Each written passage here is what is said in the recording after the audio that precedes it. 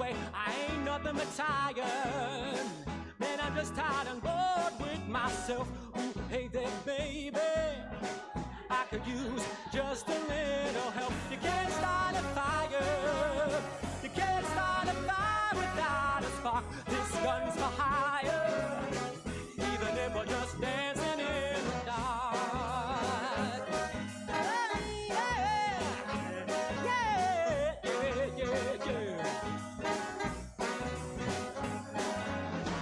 Message keeps getting clearer. Radio's on, I'm moving round the place. I check my look in the mirror. I wanna change my clothes, my hair, my face. Man, I ain't getting nowhere. Just living in a dump like this. There's something happening somewhere. Baby, I just know that there is. You can't start a fire. You can't start a fire without a spark. This gun's for hire, even if we're just dancing in the dark. Oh yeah. You sit around getting older. There's a joke here somewhere and it's on me. Shake the world off my shoulders. Come on, baby, this laughs on me. Come on, baby, this laughs on me. Come on, baby, this laughs on me. Yeah.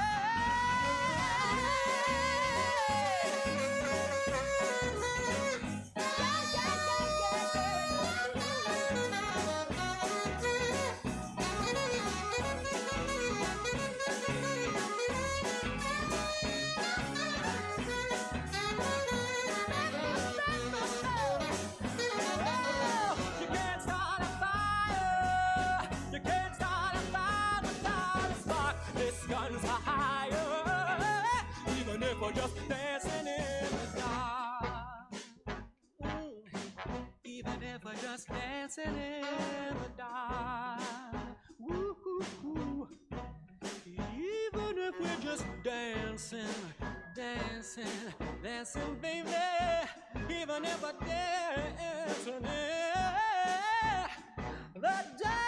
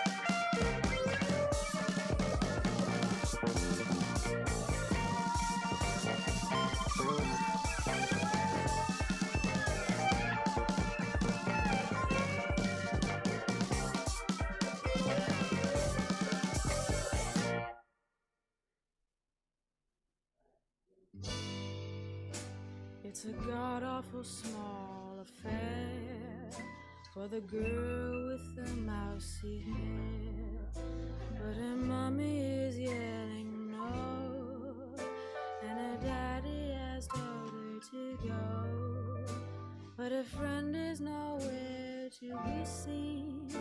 Now she walks through her sunken dream to the seat with the clearest view, and she's hooked to the silver screen. Welcome to the Stab Comedy Theater. It's time for the subject line. Please welcome to the stage your host, Jordan Quattlebaum. How you guys doing? I know this is the most weirdest fucking show I've even been a part of. How you guys doing? Make some noise. Come on. I know we're small but mighty. Now, I can't see shit, so forgive me. So, welcome to the subject line. I'm your host, Jordan Quattlebaum. How this show usually works is each month, I give the comedians a subject, and they can only do jokes on that subject.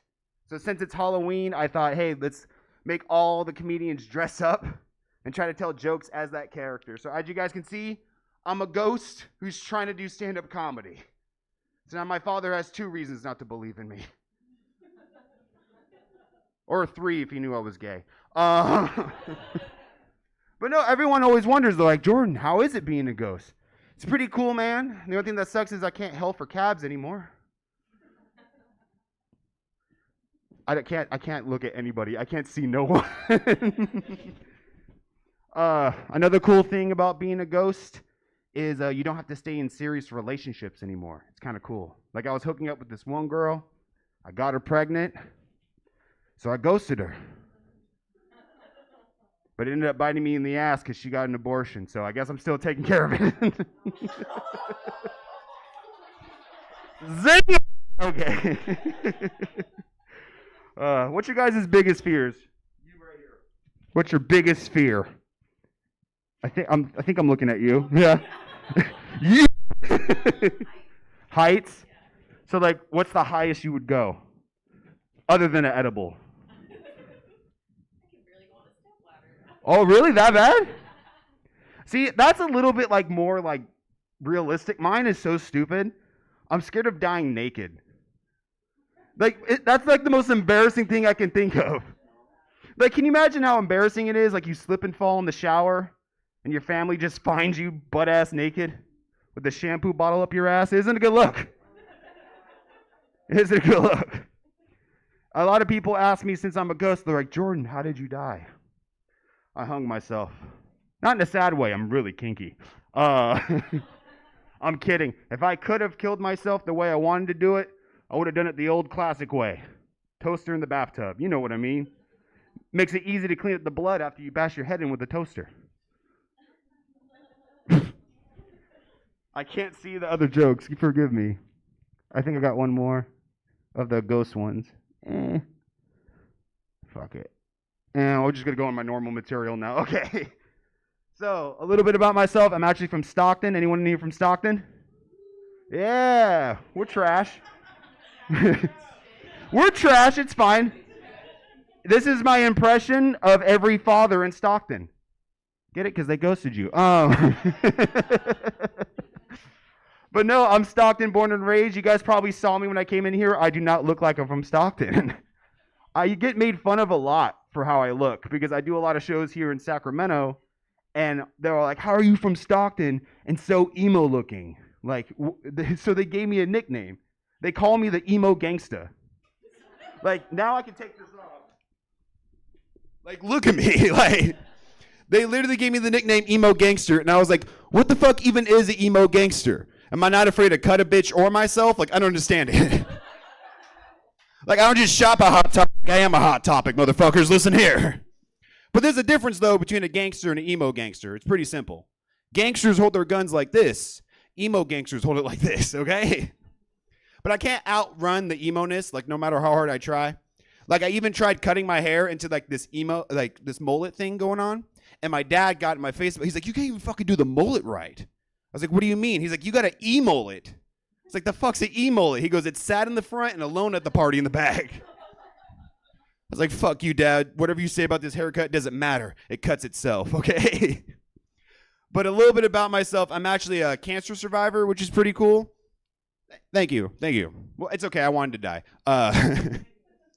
Yeah, I had a lumbar emphysema and Wilms tumor, so I lost a quarter of each of my lungs and a kidney. So I can't drink or smoke. Yeah, so not only did God make me look like a pussy, I have to act like one too. It sucks. And everybody gets all uptight and sad whenever I mention it. Like, just know I was very young when it happened. So thankfully, I don't really remember too much of it. The only thing that sucks is I had to go through a lot of surgeries. So I have like these huge scars throughout my body. And it can make me a little bit self-conscious, like whenever I'm having sex with somebody. Because I always have to explain to them what the scars are, you know? It's a little bit embarrassing. And it just kind of pisses me off because you think my uncle would know by now. But that's fine. What? Stockton, you get it. Everyone in Stockton's been touched by their uncle, right, Gabe? Zingers, okay. I kind of want to, I don't know, I'm getting a weird vibe. I feel like you like the dark stuff, but yeah, I don't know. Do you guys like dark jokes? Are you sure? You want to, I'll give you a really dark joke. All right. Who here likes candles? Make some noise. Anyone? You want to know how to get some free candles? It's pretty simple. All you have to do is murder a child on a street corner. Then you just have to play the waiting game.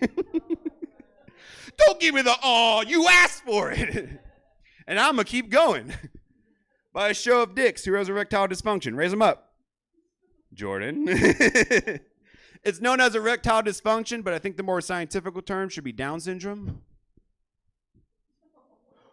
See, you said you wanted it. It's so fucking... I'm going to move on to my fiance. I just got engaged, which is pretty cool. More happier things. Thank you. And she's awesome. We do everything together. The only thing that me and her ever really argue over is she treats my phone as if it's another woman, and I think it's a real big issue. Like, she'll always be like, why don't you look at me the way you look at your phone? I'm like, look at you the way I look at my phone? What, just fucking... and finger you occasionally? We tried the fingering, you didn't like it. What else you want from me? Starts being hella extra, like, well, what can your phone do that I can't? I was like, easy. First off, it listens to me. We have the same taste in music. Unlike you, my phone actually does know it all and doesn't need a 30-minute back massage to be fucking turned on. I told her if she keeps acting up, I'll trade her in for the newer, bigger, and blacker one. I'm just saying. She doesn't like that joke. Or this one. She also gets mad because I like to make jokes in the most inconvenient times. Like, I'm a comedian. I can't help myself. Like, I make jokes during sex. Like, we don't call it 69ing in my house. I call it 65ing because she has scoliosis. And every time I tell that joke, she looks at me sideways. I'm going to end it on one more. I'm going to end it on a goofy one, a very stupid goofy one. I was walking down the street in Stockton the other day, and this car, hello, welcome to Chili's. Come on in. I'll be your server. How you guys doing? You guys just missed it. I was dressed as a ghost. It was crazy. I had a standing ovation. They were like, keep going. And I was like, I can't, guys. I can't. I'm sorry. It was crazy. What was I talking about? Oh, I was walking to the street in Stockton, and this car full of girls pulled up, and they just yelled out, damn, boy, you got cakes. And then they drove off. And I didn't know what that meant until I got home, and I told my fiance about it, and she was fucking pissed. She's like, babe, they're trying to say you have ass. I was like, well, fuck, I didn't know I had booty like that, you know? Like, then I started overthinking it, like I said, because I'm a comedian. I was like, if my butt was a flavor of cake, what flavor would it be? You ever think of that? You, right there? Don't get quiet. Come on, I need to know. If your butt was a flavor of cake, what flavor would it be? Go. Don't say double chocolate.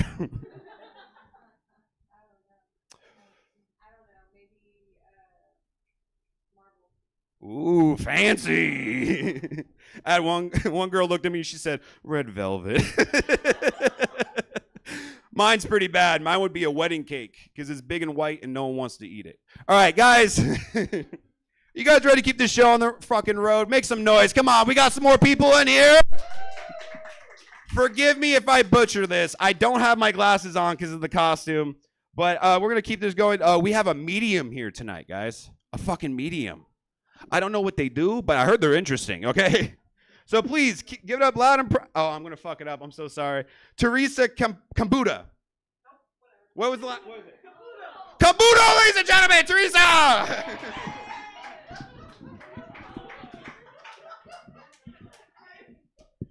Hi, everybody. I'd like to thank half my family for being here, else no one would be here. My name is Teresa Caputo. Does anybody not know who that is? Raise your hand. There we go. Right there. So I am the Long Island medium. And I know what you're thinking. More like a lodge. I get it. But I'm a psychic, and I speak to the dead. And I'm not here to prove to you that mediums are real. I'm just here to show my connections in spirits and predict the future. With that being said, I like to get this done in the beginning when I still have all the men's attention. Are there any football fans in here? Anybody gonna watch Monday Night Football? Right here? Right here? Okay. Niners -7. You're welcome. I want you to, when you win, I want to get 15%, okay? And don't look at me like that. Like, we all have a side hustle. Think about it. Have you ever seen a palm reader go out of business? Ever? Who here has gotten their palm read in the last 6 months? Right here? Okay. What about a year? Still right here? Yeah. And have you ever seen one go out of business? No. Because we all do something. We're either selling our gambling predictions, OnlyFans, or we're doing black market sturgeon eggs. And don't ask me why. That's our gig. I don't get it. Don't ask me about it. But anyway, I used to approach the public with my readings, but after getting tased twice, I decided to just stick to comedy shows. It's much safer here. Does anybody here buy lotto tickets? Lotto tickets right there? Anybody else buy lotto tickets? Okay. So yeah, you can go ahead and stop. Yeah. You actually have a better chance of getting attacked by a polar bear and a grizzly bear in the same day. So yeah, you can stop and save your money. Does anybody have a grandfather that just recently passed away? Anybody right here? When did he pass? August? Okay. What was his name? Edgar Duck. Okay. He's speaking to me right now. He wants me to tell you that he's sorry. Okay? Cause he told your mom to abort you. Yeah. He specifically said, "My bad." So he's safe. Just know he's safe, okay? Yeah. I got a strong feeling in my gut. Okay, never mind. It's just a thought. Never mind. Okay. Okay, it's just a thought. It's just a thought. All right, so somebody over here lost a father. Right here, your father passed away from COVID? Damn, I'm good. How'd I know that? So he's sending me a message right now, and he's just drawing a picture, though. It's just a picture, and it's a hot dog with no ketchup or mustard on it. What does that mean? What does that mean? You don't put anything on your hot dog. You raw dog your hot dog.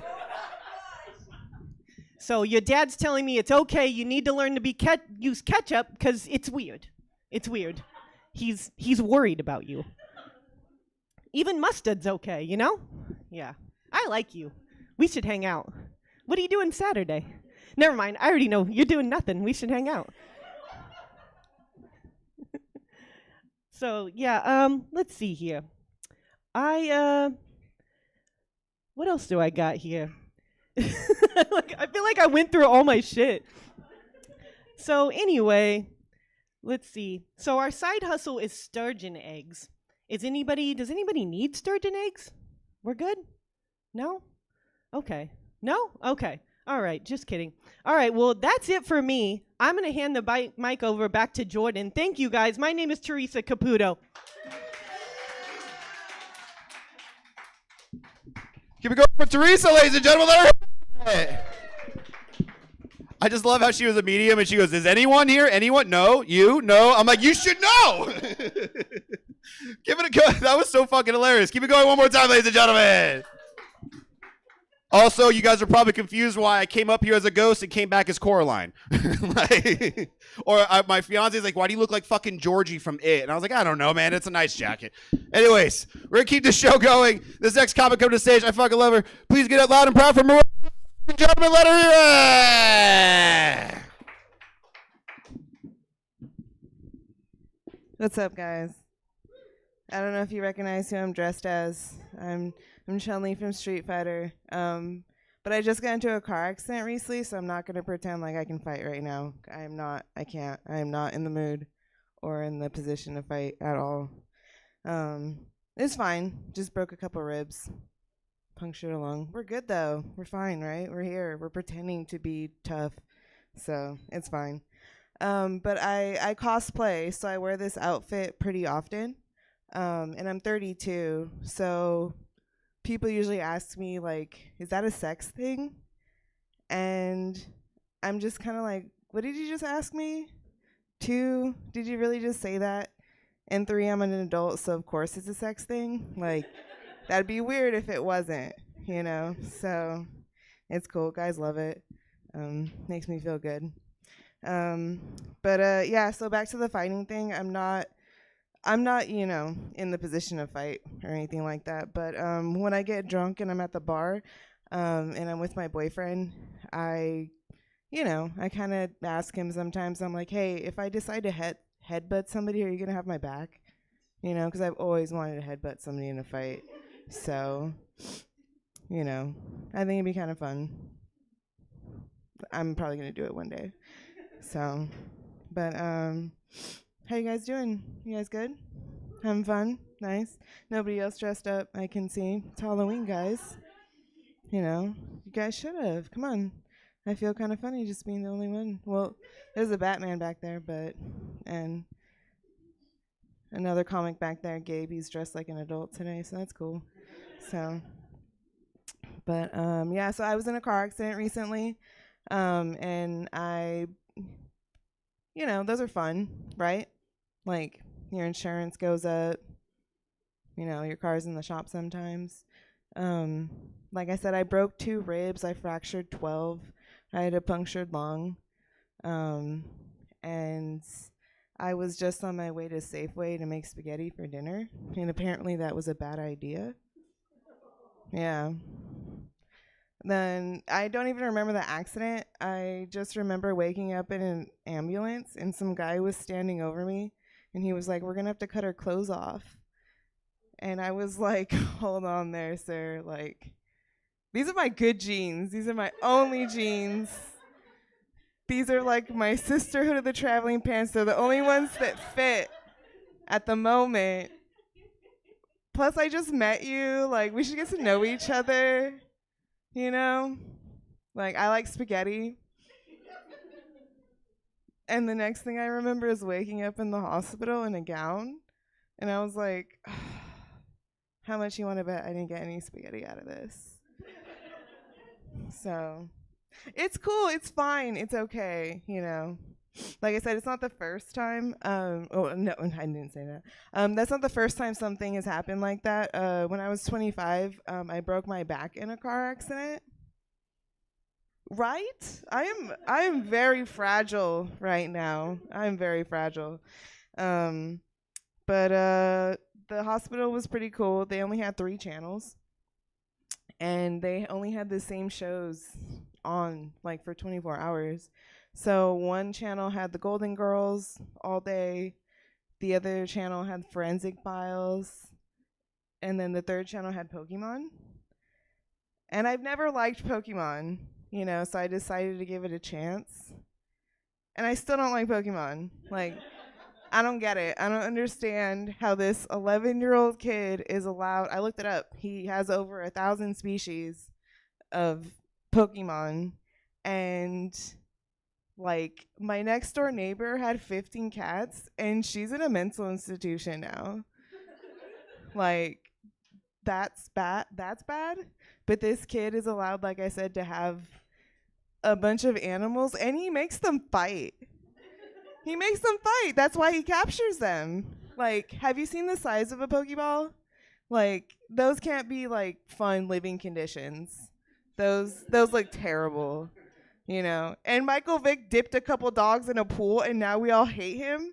But this kid, again, is allowed to make these little monsters fight each other. I just don't. I don't like it. I don't agree with it. But since my accident, I've been doing a lot of drugs. Yeah. Thank you. Not the kind that the hospital prescribes, like the illegal kind. That's all I'm saying. But I have to be careful because my brother is a cop, and his name is Jason. And my new plug is also named Jason. Yeah, so one day I messaged my dealer asking for Molly, and my brother responded saying, "What?" And I remembered I didn't save my drug dealer's name in my phone because I had just met him. And yeah, so I learned my lesson, like Jason #1 has a little siren next to it now. And Jason #2 has a pill bottle next to it. So I don't get them confused anymore. But I did message my brother back, and I invited him to brunch. And my drug dealer showed up. But that's okay, because, he brought Molly, and my mom said that Jason #2 can come to all the brunches now. So, it all worked out in the end. But do you guys like Halloween? You guys into, yeah? Cool. Do you guys like scary movies? Yeah? Like, what's your favorite one? Oh, interesting. What's that about? Okay. So it's like Clue? Is it like Clue? Like, do you have to guess the murderer or no? It's just you show up to the party and you get murdered? Yeah. Oh. That's like the basically how, interesting. Yeah. I don't want to go to that party. That sounds like a setup, clearly. But my favorite scary movie is Child's Play. I love Child's Play. And I like it because it's a clear idea of how men don't think things through, clearly, because whole storyline, dude, transfers his soul into a doll because he doesn't want to go to prison, and clearly think it through, maybe we should think that before we transfer our souls into Cabbage Patch Kids, let's think about that. But again, it's how men think, just on a whim, If it were set in now times, he probably would have transferred his soul into a stuffed Pikachu. And again, we didn't think these through, But that's my idea of why I love Child's Play. But I'm gonna give it back to Jordan over there, and Abby and Mariah. Thanks for coming out. Keep it going for Mariah, ladies and gentlemen. Let her hear. Hey. See, another costume change. I'm her drug dealer. Isn't it crazy? I was hoping when she mentioned getting into her car accident, right after she got hit, that she would just finish her, Anyways, we're gonna keep the show going. We got a little guest spot for you guys. This guy's so fucking hilarious. Please get up loud and proud for Gabriel Alexander, ladies and gentlemen. Let him hear it.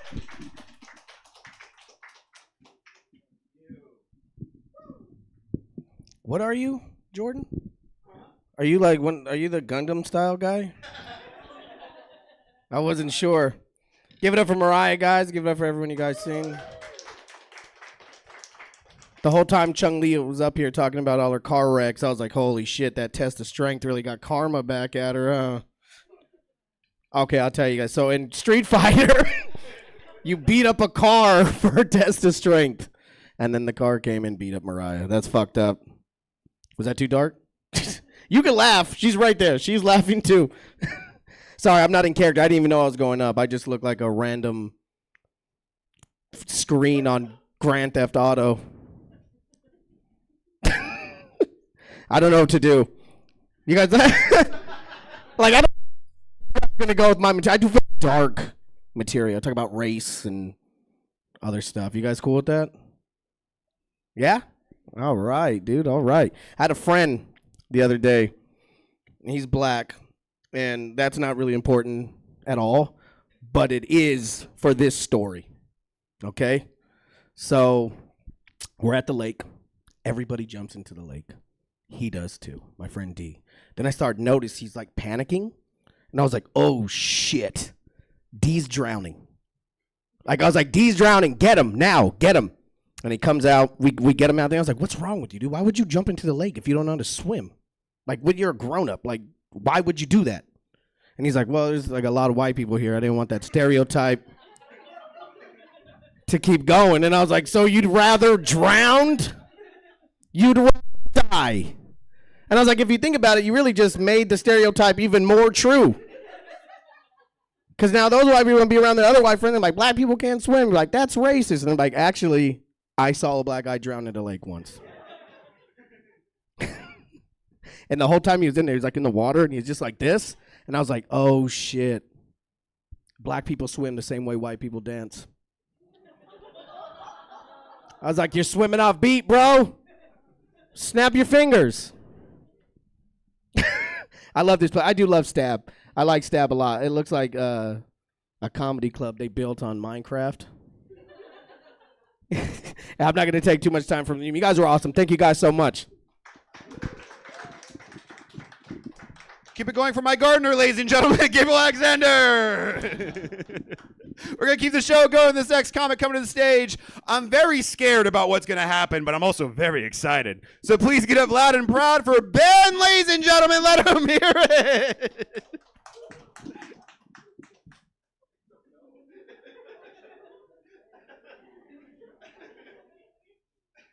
You guys like SpongeBob? Yeah? Remember Anchor Arms?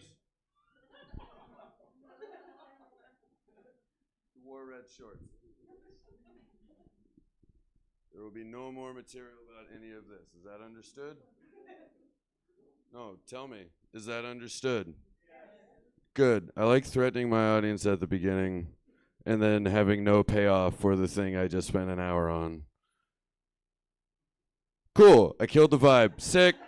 Sick. I'm going to get paid so much money for this. So much money. Hi, everybody. How you doing? Oh, gross. Hi, everybody. How we doing? Do your job. Oh, lovely. Oh, that's good. Very glad. That's very good. Do you guys know what the Chinese one-child policy is? You guys know what that is? No? Clap if you know what the Chinese one-child policy is. We do. Cool. Pattering. Excellent. Awesome. If you know what it is, awesome. If you don't, also awesome. I didn't know what it is either because I'm what you call un-Chinese. The Chinese one-child policy was a policy of the Chinese government that allowed couples to have only one child. Just the one child. It was a policy for many, many years. I learned that when my mother took me to a Chinese restaurant and got real chatty. She thought it'd be the best place to tell me all about it. She said, Benjamin, can you believe it? They only let you have one. I said, that's okay. I'm not that hungry. I ordered it girl. They had a lot. A lot in the back. You guys play with Barbies growing up? Was that a thing? Oh, yay! God, Dad, she's good at her job. She's so good at her job. She's got a cat thing. I'm a shark. I'll eat that later. Yay. Oh, I ruined my own life. Oh, so there'll be no more shark material. Barbies, you play with Barbies? Okay, that's allowed. What'd you do with your Barbies? You got 3 seconds.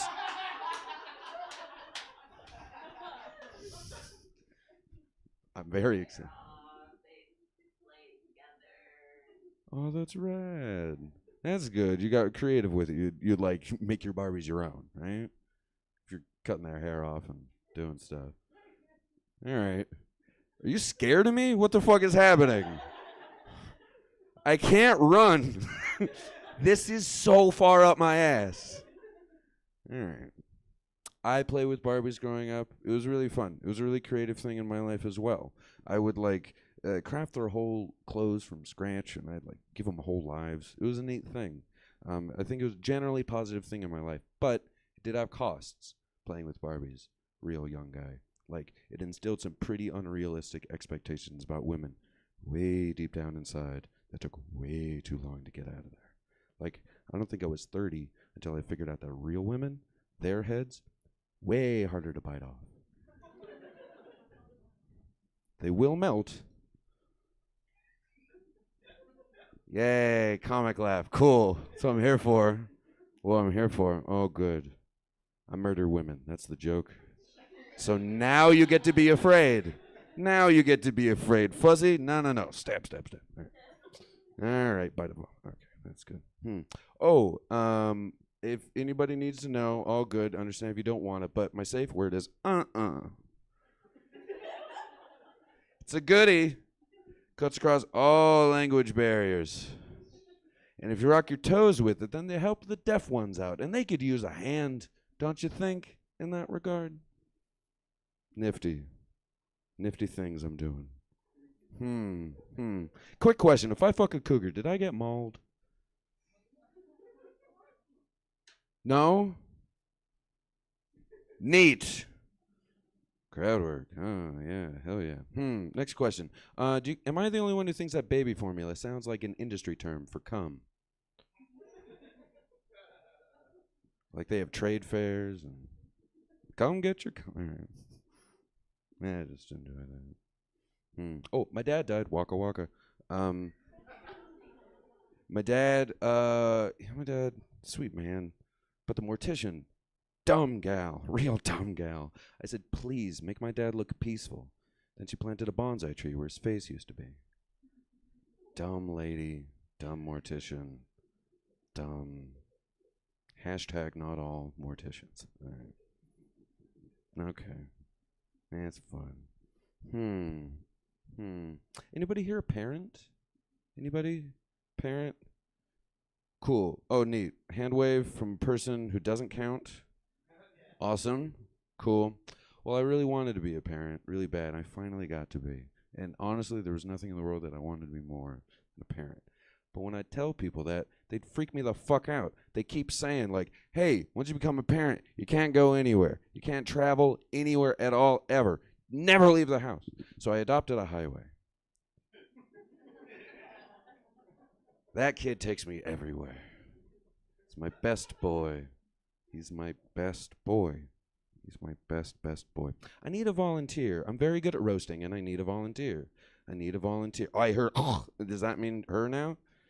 No? I need a volunteer. I will sacrifice the whole goddamn show if I don't get a volunteer. Need a volunteer. Oh, you fucking people. Good Christ. Jesus. You want to be a volunteer? Oh, that's so lovely. What is your name, miss? Bailey? Give it up for Bailey. She's the one who has the balls. Jesus. Big praise on Bailey. Hell yeah. Excellent. Oh, you can see the pink. Oh, no. Yay, Bailey. Thank you, Bailey. Bailey. I'm going to tell you what you look like, Bailey. Bailey, you look like a friend. Doesn't she, folks? Take a look. Take a look at our friend Bailey. Or you look now. Good. Look at Bailey. Friend. All right, good. She really is, too. She really is a friend. Because I've actually been to Bailey's home many times. Many, many times. Do you know, fuck her dad?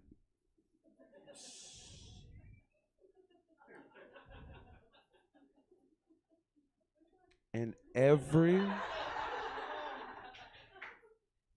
many dads as you got, Bailey. I've been to her house many times. And every morning after I fuck her dad, there's a bowl of cereal waiting out for me on the kitchen table. And that's our friend Bailey here. That's the kind of friendliness that has a persistence. I really care for that. Now, I'm never there in the morning. I've been gone for hours. I hit it and quit it. But, there's a persistence. And I think that counts. Thank you, Bailey. Thank you for playing along. I think you and I both know that we're just playing along. Because we both know neither of your dads have bothered to see you in years. They're busy men. Getting fucked by me. I'll fuck your dads as much as I want, Bailey. They never say no. They got a schedule. There's no room for you.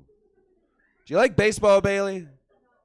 Good, because I'm batting 1,000 on your dad, Bailey. And scene. Thank you, Bailey. Clap it up for Bailey. Clap it up, Bailey. Clap it up for me. Clap it up for me. And clap it up for Bailey's asshole. Dad's assholes. Yay, bye.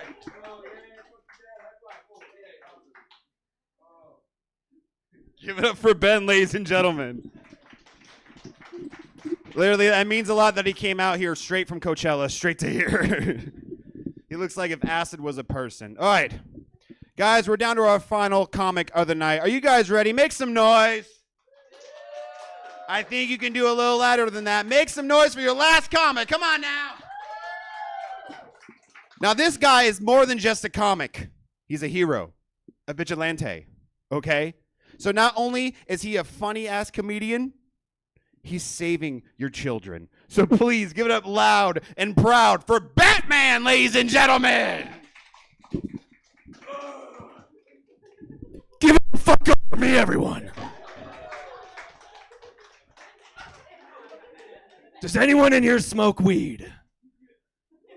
You're lucky I'm on vacation. You pieces of shit! I was told we were supposed to be in character this whole show, dude. This fucking... Fuck all the other comics, dude. I feel dumb as hell right now. I just took a piss in there, and I found out like how hard it is to take a piss in this thing. It's just basically a romper for men. Batman. Fucking... Like, my balls were just on the neckline like 10 minutes ago. That's true. I'm so sad about that. It sucks, dude. Oh, fuck it. I'm taking this off. Fuck character, dude. You guys fucked that up, Mariah. I can't. He was like, I got a bunch of ghost jokes, and I come in here. He's just a white guy on stage. Did you look too much like a Klan member? I was afraid of that. If you put on the ears, dude, I got you. That'll put a point to it, two of them. Fuck. I had a friend call me a few weeks ago, and he was like, hey, Batman. He's like, hey, Jordan, me and my cousin are about to get in a fight behind Starbucks, and we need bodies. Can you come help us fight? I was like, man, like I just got in the bubble bath, you know? All right, the candles are lit, dog. You know, I got the notebook playing on the iPad. Like, I'm not going anywhere. If you need help, call Jesus. It's not going to be me. And listen, it's not because I'm afraid of fighting. Like, that's not it, dude. No. I'm just not in the mood. Does that make sense? Like, fighting hurts. Like, you know how Superman's weakness is kryptonite? My weakness is a well-placed punch. I'm like Batman if his parents lived. Just rich and white, dude. I'm killing it right now. I did grow up as like a fat piece of shit. Anyone else here do that? No, it's a bunch of jacked kids in here. Bunch of chiseled children. Dude, not me. Not me. I had the most punchable face growing up. You know, I always looked angry. Like, you could tell just by looking at me that I survived solely off Limp Bizkit and Cool Ranch Doritos. It was good, man. It was. Yeah, but growing up fat has its struggles. Some of you might know, like Monkey in the Middle. After like 30 minutes of being the monkey, it just sort of feels like bullying to me. You know, it's because I'm not going to catch that ball. I know that. The worst part is they know that. At this point, they're just playing catch, having a bad time. Luckily, though, I didn't know that I was bullied until my senior year of high school. I was so socially unaware. I found out because someone signed my yearbook, and they put, I love how you don't care about what anyone says about you. Never change. I was like, what do they say? You know? It's like, I'll change. I'll do it. Because seriously, before that, like if anyone was talking shit, I thought we were having fun. I really did. I thought we were just hanging out, having a good time. Like, you know how some people's love language is words of affirmation? My love language is words of defecation, you know? Call me stupid, call me ugly. It's like I'm hanging out with my dad. Like, that's sick. You know, I always thought bullying was physical, though. I really did. Like, I remember back in kindergarten, this one kid pushed me down the slide. You know, I fell on my butt. It was this whole fiasco. But luckily, that kid ended up getting held back in 2nd grade. And now he's homeless and living outside my local Safeway. So Yeah, take that, Austin. I bought him a case of water a few weeks ago, just to, like, assert dominance. Fuck that guy, dude. I'm gonna buy him a bar of soap next week just to send a message. Like, dear Austin, you stink, dude. Oh, man. One thing, the only other times I really ever felt bullied other than that was just every time I went to the doctors. Because if you go to the doctors and you're fat, you're just signing up to get roasted the entire time. Like, I remember going there, my doctor would be like, listen, you're obese. You have high blood pressure, early onset osteoarthritis, and your nipples are fucking huge. Like, is that a medical term? Like, thanks, doc. Luckily I'm a little bit older now, a little bit healthier. Every time I go to the doctors now, I just get complimented the entire time. It's amazing. It really is. Like, last time I went to the doctors, he pulls out his little chart, and he goes, wow, your vitals came back perfect. And I was like, stop it. He's like, no, seriously, look right here. Your vitamin D is just soaring. And I'm like, yeah, that makes a lot of sense, yeah. I spend a lot of time in the sun, which is a lie. Okay, the only time I see the sun is when it's in a movie. All right, like I was watching Star Wars the other day. There's this scene in it where Luke is on the planet Tatooine. He's standing there. He's staring off out into the distance, and there were 2 suns. I got sunburnt, man. That was a lot to handle. But then my doctor tells me, he's like, it's crazy. Out of everything on this chart, your vitamin B12 is just through the roof. Like, do you take vitamins for that? And I was like, no. I had an energy drink on the way here. He was like, energy drink? You were supposed to be fasting. And I was like, yeah, I feel really fast. Thanks, doc. I'm recently single, as you can tell. You know what that means, though? A lot of crying. It's fine, dude. It's all right. I got to start dating again. I'm not looking forward to that. A lot of rejection involved in dating, and I'm just not good at handling it. Like, every time it happens, I just end up downloading the saddest music that I could find. It's gotten to the point where I can't have it on shuffle anymore when my friends are in the car with me. Because it's depressing. It's embarrassing. It's like a goddamn ASPCA commercial in there. When you get in my car, you're in the arms of an angel, I'm the only sad puppy you see. I do think I've gotten better at rejection, though. Like, I took this girl out to dinner a few weeks ago, and afterwards she texted me, and she was like, hey, I had a really fun time tonight, but I don't see this going anywhere because you remind me too much of my ex. So I text her back, and I was like, wow, your ex sounds like a great guy.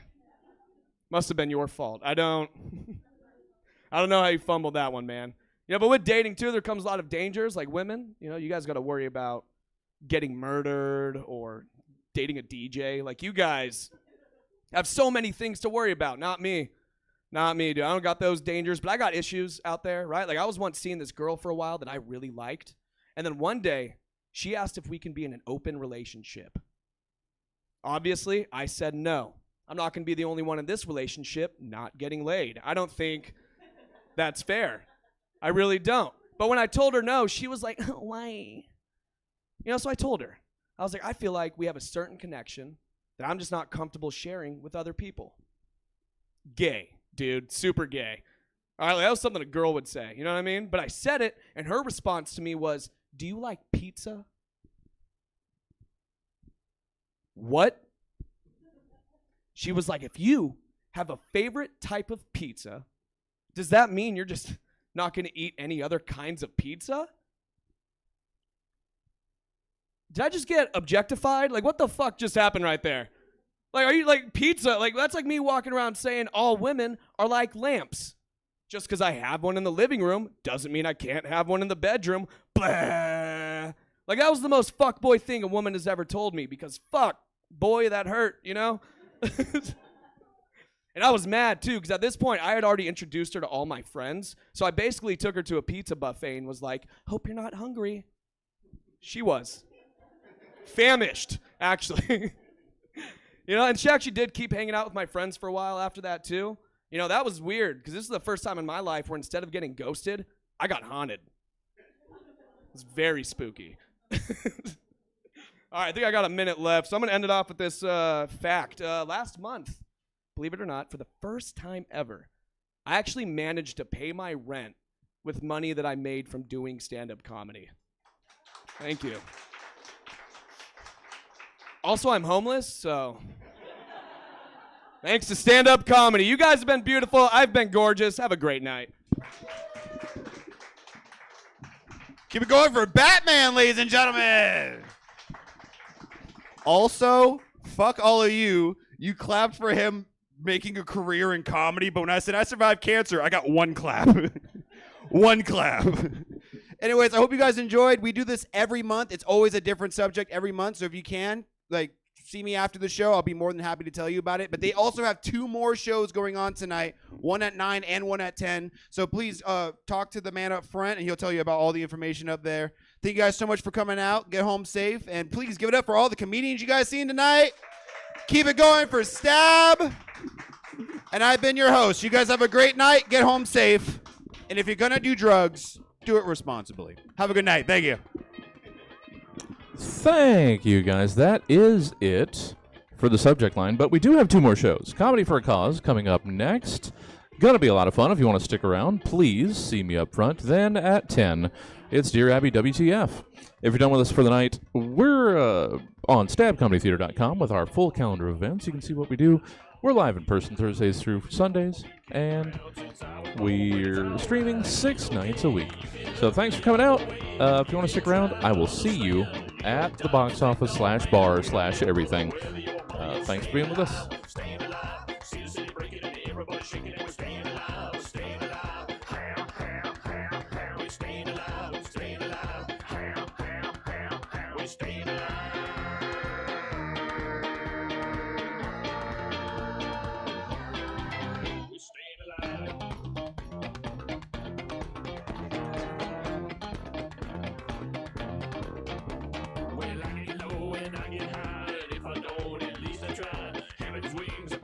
Shoes, I'm a dancer man, and I just can't lose. Well, it's alright, it's okay. I live to see another day.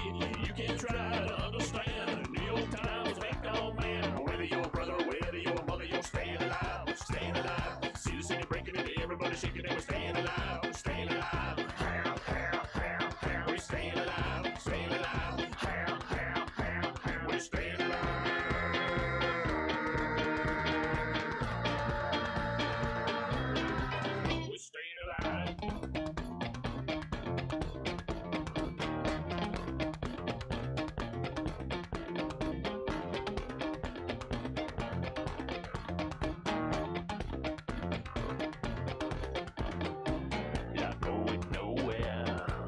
Somebody help me. Somebody help me out. Not going nowhere. Somebody help me out. We're staying alive.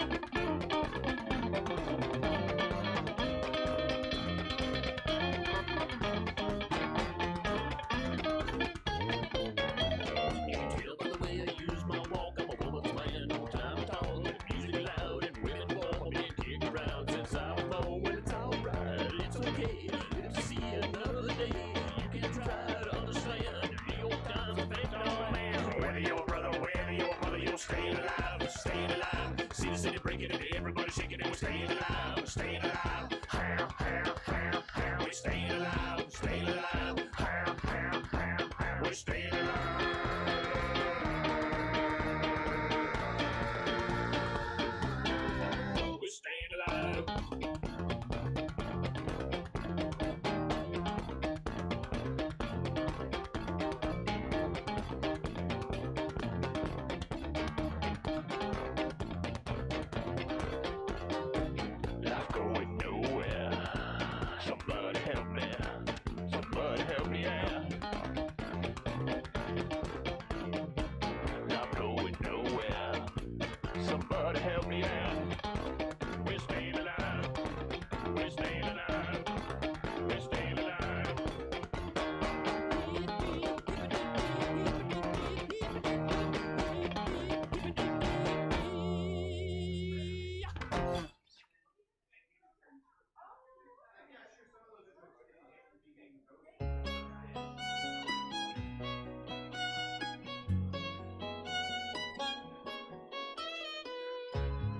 Dog goes wolf, cat goes meow, bird goes tweet, and mouse goes squeak. Cow goes moo, frog goes croak, and the elephant goes toot. Ducks say quack, and fish go blub, and the seal goes ow, ow, ow. But there's one sound that no one knows. What does the fox say?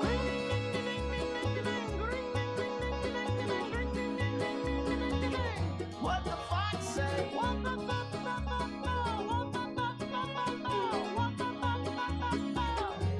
the fox say? Hotty, hotty, hotty ho, hotty, hotty, hotty ho, hotty, hotty, hotty ho. What the fox say? Chop, chop, chop, chop, chop, chow, chop, chop, chop, chop, chop, chow, chop, chop, chop, chop, chop, chow. What the fox say?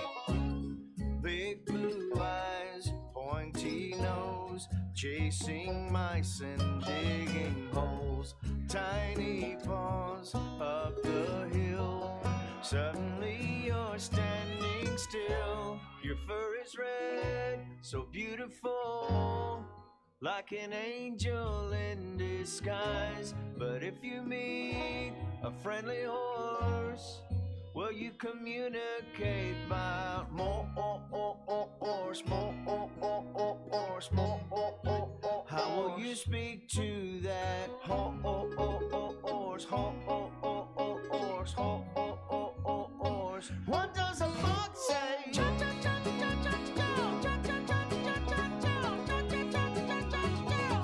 What the fox say? What the fox say?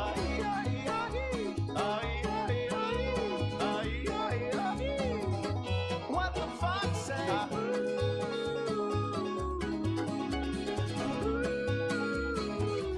What the fox say? The secret of the fox, ancient mystery, somewhere deep in the woods. I know you're hiding. What is your sound? Will we ever know? Will always be a mystery. What do you say?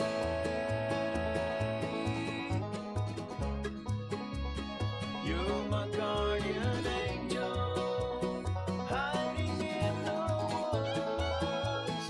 What is your sound? Will we ever know? I want to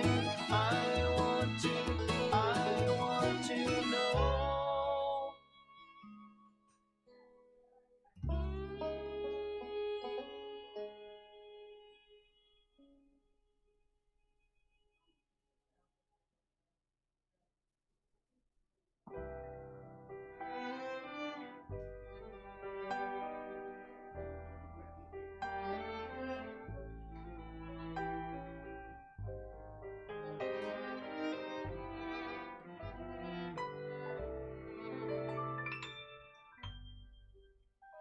In my eyes, indisposed, in disguises no one knows, hides the face, lies the snake, and the sun in my disgrace. Boiling heat, summer stench, neath the blackness sky looks dead. Call my name through the crane, and I'll hear you scream again. Black hole sun, won't you come and wash away the rain? Black hole sun, won't you come? Won't you come? Won't you come?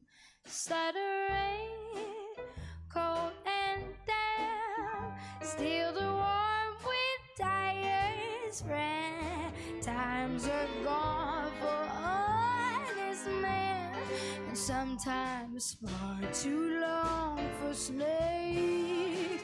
In my shoes, walking slim, in my soul I pray to keep.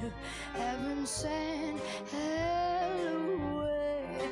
No one sings like you anymore. Black hole sun, I won't you come, ba ba ba ba ba, wash away the rain.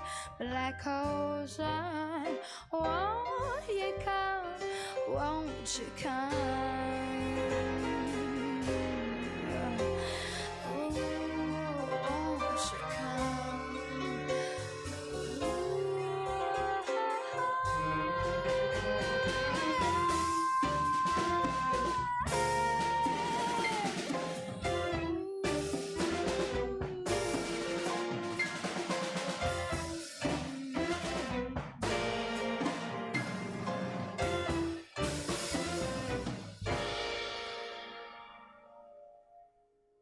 Hang my head, drown my fears, till you all just disappear.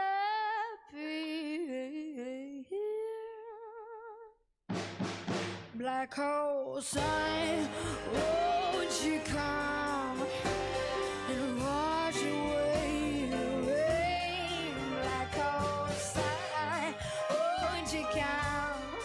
Won't you come? Black hole sun, won't you come? Wash away the rain. Black hole sun, won't you come? Won't you come? Black hole sun, black hole sun, won't you come? Black hole sun, black hole sun, won't you come? Black hole sun, black hole sun, won't you come?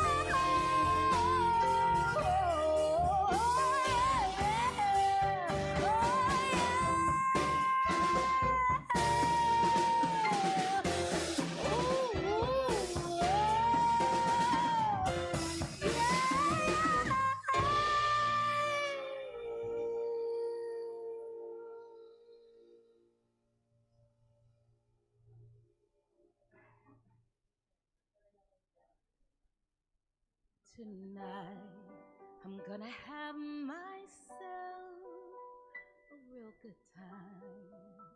I feel alive, and the world, I'll turn it inside out. I'm floating around in ecstasy, so don't stop me now. Don't stop me. 'Cause I'm having a good time.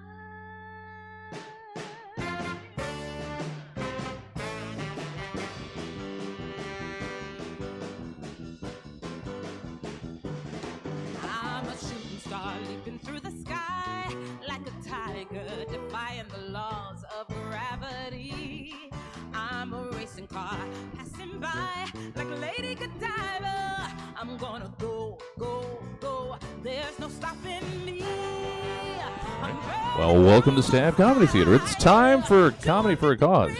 Please welcome already on the stage your host, David Shapiro. Thank you, guys. How are you? Good. Right on. My name is David Shapiro. And when my family moved here, it was a time of anti-immigration. So we had to change the spelling of our last name. So now we do it the white way with an S, but we used to do it the traditional Jewish way with a $sign. Okay, cool. I usually say that's a good joke to see if the crowd's smart or anti-Semitic, but I was like, oh, I don't know with everything going on how that's gonna go. But I realized that when I say my name is Shapiro, people think of Ben Shapiro now. Yeah, you did right away. Yeah, I know, it's terrible. It used to be Robert Shapiro. You guys know? Do you remember Robert Shapiro? Anyone? Yes. You know whose? Yeah, he was OJ's lawyer, which like we weren't happy about. All the Shapiros weren't like, yeah, OJ's lawyer. He's like that's our representative in the last name battle. But it was better than Ben Shapiro. And Robert Shapiro was a good lawyer. Like he got OJ. I mean, he and Johnny Cochran, because the two of them got OJ off of murder charges. So like at least it was a good lawyer. But Ben Shapiro, I don't know what Ben Shapiro. I don't think he's good at anything except pissing people off. So if you guys want to follow me on Instagram, I need to. We're all counting on me to be the most famous Shapiro. Quickly, all the other Shapiros want that. We don't want people to think of Ben. Anyone but Ben Shapiro would be great. Yeah. Okay. Cool. My email is luckyjew22@yahoo.com. I used to be embarrassed about the luckyjew22, and now I'm just embarrassed about the at yahoo.com. And my ex-wife said, you're the only person under 70 whose email is at yahoo.com. And I said, yeah, but I'm also the only person under 70 that you pay spousal support to. So I think it works out. You guys probably are, you can tell I'm short. Yeah. It's not like a surprise. But here, like, I'm the, okay, so I'm like I'm the short, like the shortest you can be before you feel bad for me, you know? Because like those guys that are like 5 inches short, even an inch shorter, like but definitely 5 inch shorter, you feel like, oh, homie, little, and actually it's like, oh, little homie, you know? Like they look like Jack Yard gnomes. Like, don't step on my lawn, and you're like, I won't. I don't know why you're so strong. Like. You're as strong as you are tall. Like it's scary. Your muscles are bigger than your height.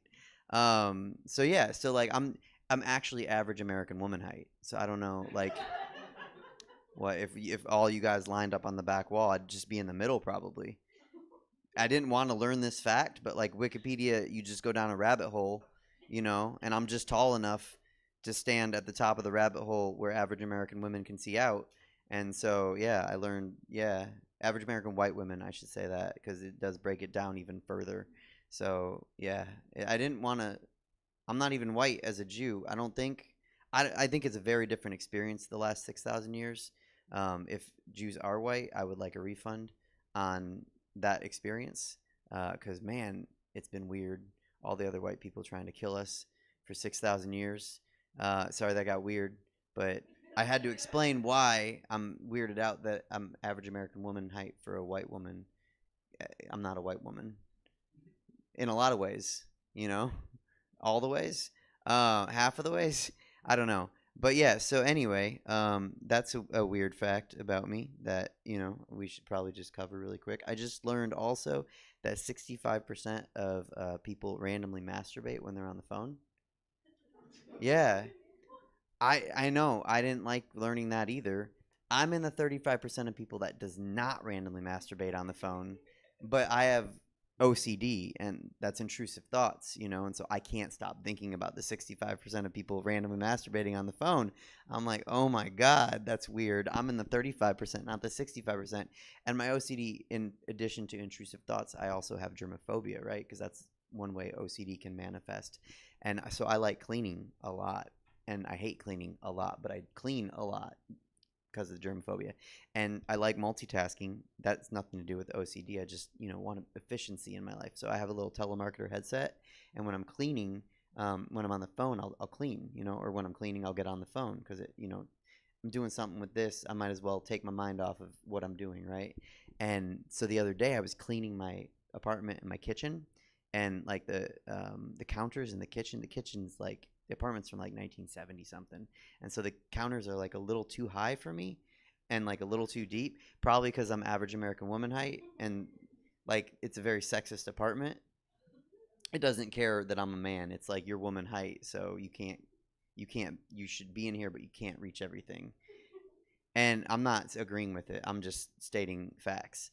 And so I'm like cleaning the counters, you know, and then there's this one corner that's like a little too far, and I'm like trying to reach for it, and I can't quite, you know what I'm talking about, in that corner, and you can't, and like it's dusty, and I'm trying to get it, and I can't, and then I'm like, oh fuck, it sounds like I'm masturbating. So I was like, hey, I am not masturbating. And she said, what? And I said, oh, my bad. I just learned 65% of people randomly masturbate when they're on the phone, and I'm in the 35% of people that doesn't randomly masturbate on the phone. I didn't want you to think I was in the 65% of people because I'm definitely in the 35% of people. And she said, David, what the fuck is wrong with you? I said, I don't know if we have enough time to cover that. I'm busy cleaning. But it was okay because the smud lady I was talking to, she didn't charge me a late fee for September. She was like, you know what? You're good. Don't worry about it. I'm not saying if you have a late fee, you should try that. But what I am saying, don't say you're masturbating if you say you're not masturbating. And then it's way less weird than if you say you're masturbating. It's still fucking weird, but it's less weird. Yeah. I am divorced. Maybe you guessed that already. I don't know.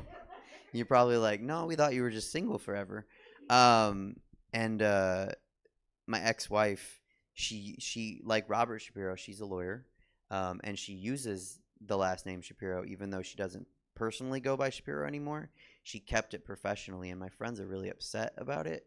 And I'm like, no, dude, if you needed a lawyer, right, sir, would you go to Shapiro or any other last name? Exactly, right? I'm like, that's a smart business decision. Keep that, like, and then I get spousal support, right? So I'm like, she's kind of renting it, you know? This is a good opportunity to say that if this set is not good enough, you can just write into her firm and ask for more funding so I can work harder at this.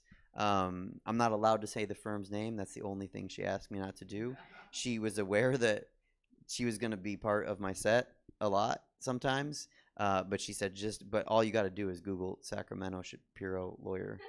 it's gonna come up. Like, she's the only one, you know. I think all the Shapiros are related. There's not too many of us.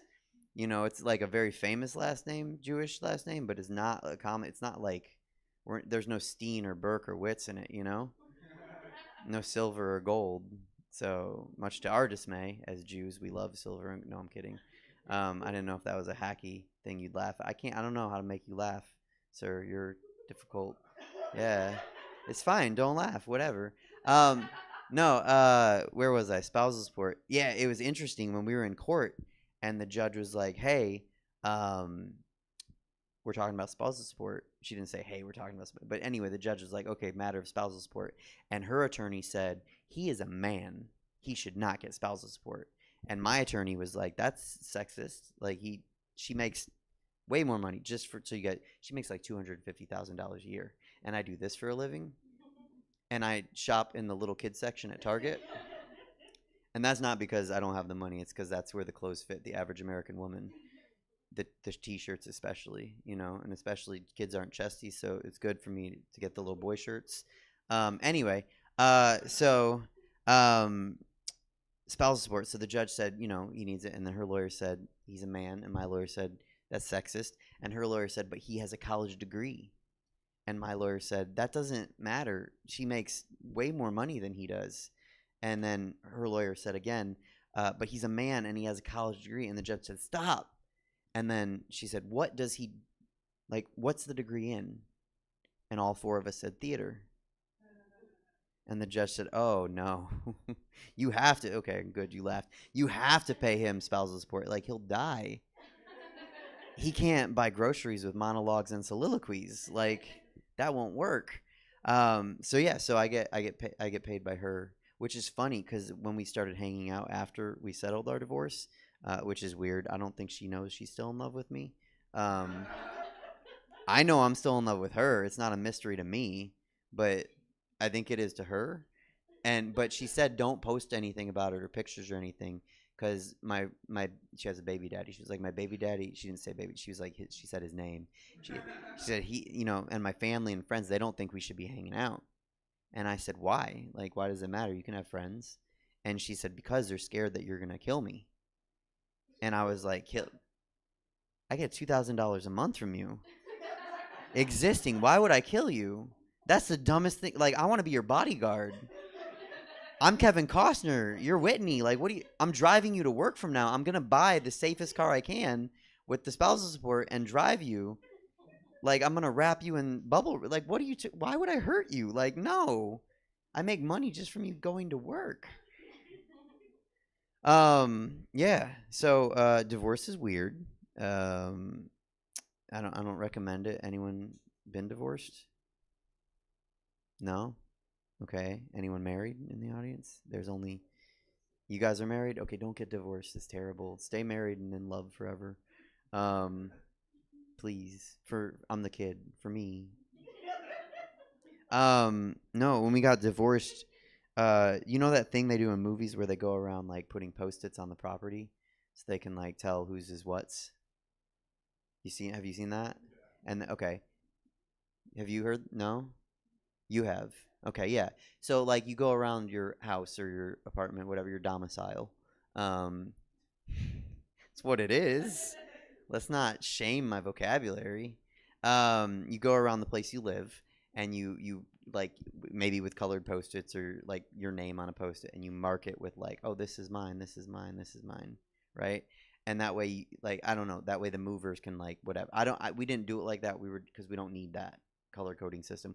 She was like, what major appliances do you want? And I was like, the washer and dryer, because I'm not dirty like you and your baby daddy. I really said it too, and I was funny in the moment, and I was like, yes, that was such a fucking good joke. And then, because you got, if you do stand-up comedy, you got to remember the funny moments. So I was like, oh, I'm gonna write that shit down when she turns her back.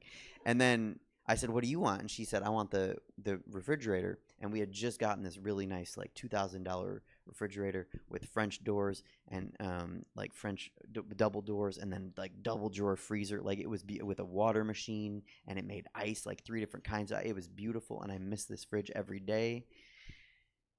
And I wish I had said when she said, I want the fridge, because I really said, I'm not dirty like you and your baby daddy. But I didn't say when she said, I want the fridge. I wish I had said, because somewhere to put your cold heart. Because she cheated on me. And that's why we got divorced. Well, I mean, she cheated on me and then she wanted a divorce. I don't know how I would have felt about it if she hadn't given me the option. But anyway, so she was like, but we had this, because of my germophobia, we had this rule that no one was allowed to come in our house to help her move her stuff out, right? So like, because like it would freak me out too much and I wouldn't be able to function. And so we agreed, and she got stuff in return, like stipulations. She's a lawyer, so we had a whole contract about it. And so she was like, fine, then have this fridge in the garage by 4 p.m. on Friday. And I was like, all right, fine, And so she left, and then she came back on Friday, and it was 4 p.m. And guess what I didn't do that week? I didn't move the fridge into the garage, because here's the thing. It was really big, and I'm average American woman height. That's not fair. You would not ask an average American woman to move a huge fridge, so I didn't, right? And then also it was Friday, which is the Sabbath for Jews, so we don't move fridges on Fridays, that's no. So anyway, she got really mad about it, and she shoved me, and even though I'm the same height as her, because she's also average American woman height, I'm still a man, so I held my ground, and I think she felt like I was shoving back because I was like holding my ground. And then she like went outside to where her baby daddy was. And I think this is a weird joke for a show benefiting domestic abuse awareness, but she told him that, I don't know what she told him, that I was pushing her or something. Because then he comes in and he's on my doorstep and he's like, David. And I was like, what? And he's like, yeah, I'm gonna fight you because you pushed her, hit her. I don't know what he said, right? And I was like, dude, I didn't do anything. He's like, I'm gonna hit you. And I was like, all right, because he's been fucking my wife, right? Like, so I'm like, let's go, like and I should also mention at this point, he's like 6'3" and he has no neck, because like his Instagram bio actually said at the time, I have to strap the machines to the ground at the gym so I don't lift them off the ground. Like, what, bro? Get a personality, more than the one that's the testicles on your truck, So yeah, so he's like really strong, but it's funny with no neck, because those people, when you're like, look out behind you, they're like, what? So like, I don't know how he checks his blind spots on his testicle truck, but yeah, so he's in my door and he wants to fight, and I'm like, well, we have to now, like, this is great, because if I lose, like I should, he's much larger than me, but if I win, I can like stand on his like body like a lion tamer and be like, quick, X, get a picture. I don't think she would have, but maybe somebody would have. in that moment. Someone pops out and they're like, got you. So I'm like, let's go. And he's like, and he said, this happened all just like I'm telling you, I promise. He said, if you ever lay another finger on her, I'm going to come after you so fast. And I'm funny. So I said, because she's standing next to me. I don't know why but let me ask you, why was she standing next to me in that moment, right? I told you she still loves me, right? And two men are about to fight and she's standing behind me. Like, I think, like, clearly. So anyway, I poked her in the shoulder because he said lay a finger, right? And that's okay. You can do that, right? Like that's like little brother bothering, little sister bullshit. And I poked her and I said, okay, come after me so fast. And then he went, call the police, babe. And I just can't believe that she left me for a Karen in the end. Like, so bogus. Yeah, okay. So yeah, dating really hard for me. Mostly because I don't have a physical type, as much as I have a personality type that I'm attracted to, which is small business owner with more than 2 employees, which is fucking weird to tell people. You guys didn't even know to laugh or, oh. Also, it's a weird first date question. Like, do you own a business? How many employees do you have? And she's like, do you want a job? What's happening? But I'm also really bougie and extra. I don't know could you tell? Okay, cool. Usually people are like, like if I went on a date to Starbucks, my date, I don't know where I'm meeting the girl because I don't know how to meet girls, but she'd be like, oh, I want a vanilla latte because she's probably like super normal. And then I'm like, oh, I want a hot chocolate. And the barista's like, a hot chocolate? What? You're a man. Why don't you adult? Like, do you want a coffee, a decaf? And I'm like, no, I have enough energy. I don't need to be jittier. Like, I just want a hot chocolate. And she's like, okay, so a hot chocolate for this grown man, and then a vanilla latte for date. And she's like, mm-hmm. And then I'm like, yeah. And if I could get that with almond milk, actually. And then my date's like, why not regular milk? And I'm like, well, I'm lactose intolerant and we're on a date and I don't want to be like gassy, like that'd be weird. And so then the barista's like, okay, but why not soy milk? And I'm like, well, I think as a society, we're over reliant on soy and it makes people break out. It's not really good for like that much soy consumption really isn't good for the skin. We should be careful. And the barista's like, okay, so an almond milk hot chocolate for this needy man and a vanilla latte for his date that like is putting up with way too much. And I'm like, yes. But also, could I get it with peppermint, please? And people always laugh when I say that. Peppermint hot chocolate is superior to non-peppermint hot chocolate, right? Thank you. And she's like, okay, so peppermint hot chocolate for this guy on a date that I don't know how you got it, and a vanilla latte for the date that you could do better. And I'm like, keep your commentary to yourself, please. But also, when you warm it up, could I get it to the kid temperature of 75 degrees and not the adult temperature of 200,000? Because I want to enjoy it with my date right away. And then the barista says, what date? Yeah, I know. But then in this situation, the barista's like really cool. And she's like, you want whipped cream, don't you? And I'm like, how'd you know? And so, yeah, anyway, thank you guys for coming to the show. That's my time. Thank you.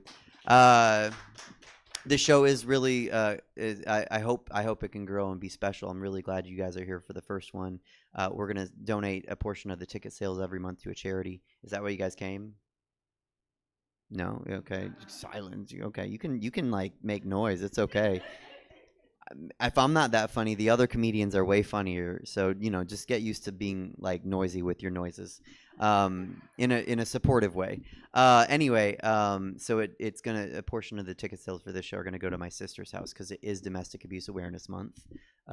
So thank you for coming. And with that, I'm gonna bring up the next comedian. You guys ready? Yeah?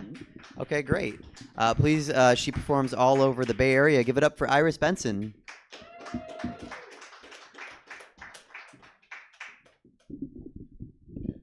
Hi, thank you guys for coming out. I work in food service, and the whole time he was telling that story, I was like, say all the things at one time. That's all you need to do. Doesn't matter how bougie you are if you say it all at once. Don't make me do one thing and then ask for another thing and then ask for another thing. Just say it all at once. Anyway, did you guys buy any beverages at all? No, no waters or nothing? Oh, you got water? That's good. You got to stay hydrated. A lady was like, if you feel thirsty, it's already too late. One time I was like, it's too late for what? You know, like, feel like it's too late if you're dead, you know, like, if you feel thirsty, you can probably drink some more water. I'm dating. I am perpetually alone, but I'm still trying. I don't know why. I'm on the apps, though. I've been on the apps a long time. Been on the apps since they were websites. I learned to sext on the apps because we didn't have that until I was like in my late 20s. We didn't have sexting. We just like would call each other and breathe heavy on the phone, you know. But a guy one time, he was like, hey, have you ever thought about doing 5 dudes at one time? And I was like, oh my God, I have thought about that. Then I realized if you're just sexting, you can take as much dick as you want, you know? You're not going to get murdered. You're not going to get a disease. Run a train on me in a gas station. Fuck it, you know? If I don't like it, I'll just delete the thread. Or I'll say something like, my anus is a penis guillotine. Oh my God. So much blood. So much blood. And with that, I have stickers. If you want a penis guillotine sticker for a donation of your choice of cash or Venmo. Anyway, I still ask my girlfriends for advice, and they just like avoid giving it to me. They're just like, we don't know what the fuck to do with you. We're just gonna keep everyone away from you and you away from everybody. They'll like nitpick shit that's wrong with guys, you know, like, you don't want to date him, Iris. He has depression. Oh no, depression. That means we're gonna isolate together and watch movies and fuck all day. That sounds terrible. Don't want any depression business. Guys warn me away from themselves too. They're like, you don't want me, baby. I'm no good. I'm like, I gathered that based on being attracted to you. Like, what am I supposed to do? Not fuck people?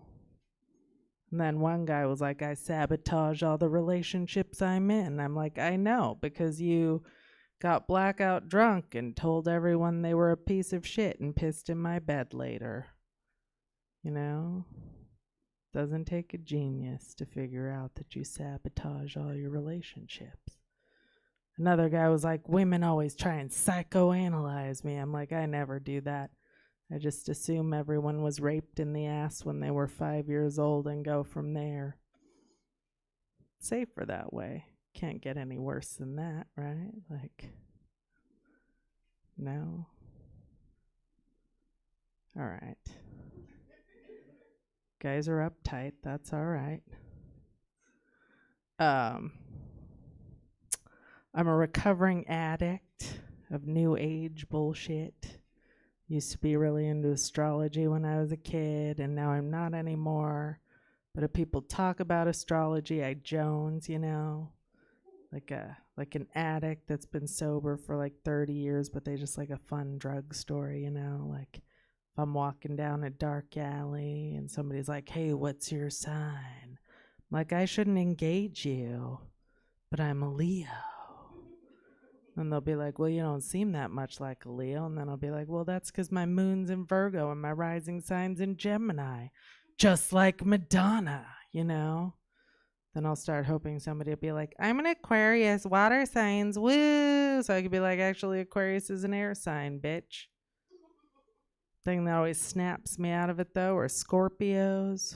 There's always that one Scorpio that's like, I'm a Scorpio, so like I'm really sexual. And then I'm like, fuck you, I'm really sexual too. And then they're like, no, you don't get it. Like, I am really sexual. And I start saying weird competitive shit. Like, well, I just came 3 times arguing with you about this. My kitchen's full of phallic produce. That cucumber won a 4-H contest. I de-virginized myself with a banana. I still haven't had a dick that big. And they're just like, no, me. Like, everybody's sexual, okay? Like, the most boring person here is like, I bet I'd be really good at porn. No. Shyest person in the room's like, you don't know the beast. You don't know the beast that's waiting to get out. It's like a kitten watching a bird in a tree just did a tarot card reading for New Year's this year. She told me to lean into my divine masculine energy. So I'm growing my beard out. Bought a sheenus. You guys know what a sheenus is? It's like a paper cone for women, you know, so we can camp easier. Yeah. And I decided I wanted to take my sheenus to a gender-neutral bathroom and meet people. And then I realized, like, a gender-neutral bathroom's just your own bathroom. Like, it's not a social thing at all. So I'm not going to meet the love of my life staring them down over a piss trough, apparently. All right. Nobody's ever fantasized about that? Just me? All right. I've been fired a lot for not sounding happy enough. I don't know if that's a surprise. You guys all have too, I can tell. I don't know if that's a surprise. This is just how I sound. I sound like a less effeminate, more suicidal Ben Stein.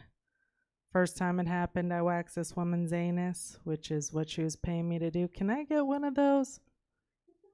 Yes. All right. It's what she was paying me to do. I wasn't her waitress, and I waxed her anus. But I feel like there's a special place in hell for somebody that puts their ass in your face and then complains to management about your demeanor, you know? Like, it'd be one thing if I burned it and sealed it shut. But she left with a beautiful pink hairless anus. She was just a bitch. Then I sold cheese at farmers markets. I guess the guy that worked the booth before me was like this rock star cheese salesman. This little girl comes up to me. She goes, you know why Chris was so good at his job? Because he acted really happy all the time. So I took it upon myself to tell this little bitch about life. I was like, well, some of us are Tiggers and some of us are Eeyores, okay? Someday you're going to bite into a chocolate-covered turd, and you know why? The person that sold it to you acted really happy. You know? It's the reason they're called Happy Meals. Some service jobs, you don't want the person acting happy. You're going to like this one. If you're getting a rape kit done, you don't want your nurse practitioner being like, oh my goodness, somebody had a rough night. Come on, let's have a smile. You know what you need to do, Debbie Downer? You need to watch some more cat videos. Maybe some meditation will take your mind off this petri dish that's never going to get tested. See, I knew you guys were going to love that one. You guys are going to love this one, too. I'm an atheist. I didn't realize how much of an atheist I was until I listened to this podcast. It was about a couple and their child was dying of cancer. Wait for it. And the dad was up all night comforting his sick child. Nothing was working, so he decides to pray. And the child stops crying. And I knew I was an atheist because my reaction was, fuck this podcast. This better not be about the power of prayer. That baby better die. Wow, that is the first time that has not gotten one laugh, and I'm kind of proud of myself. Yeah, I was like, that's fucked up.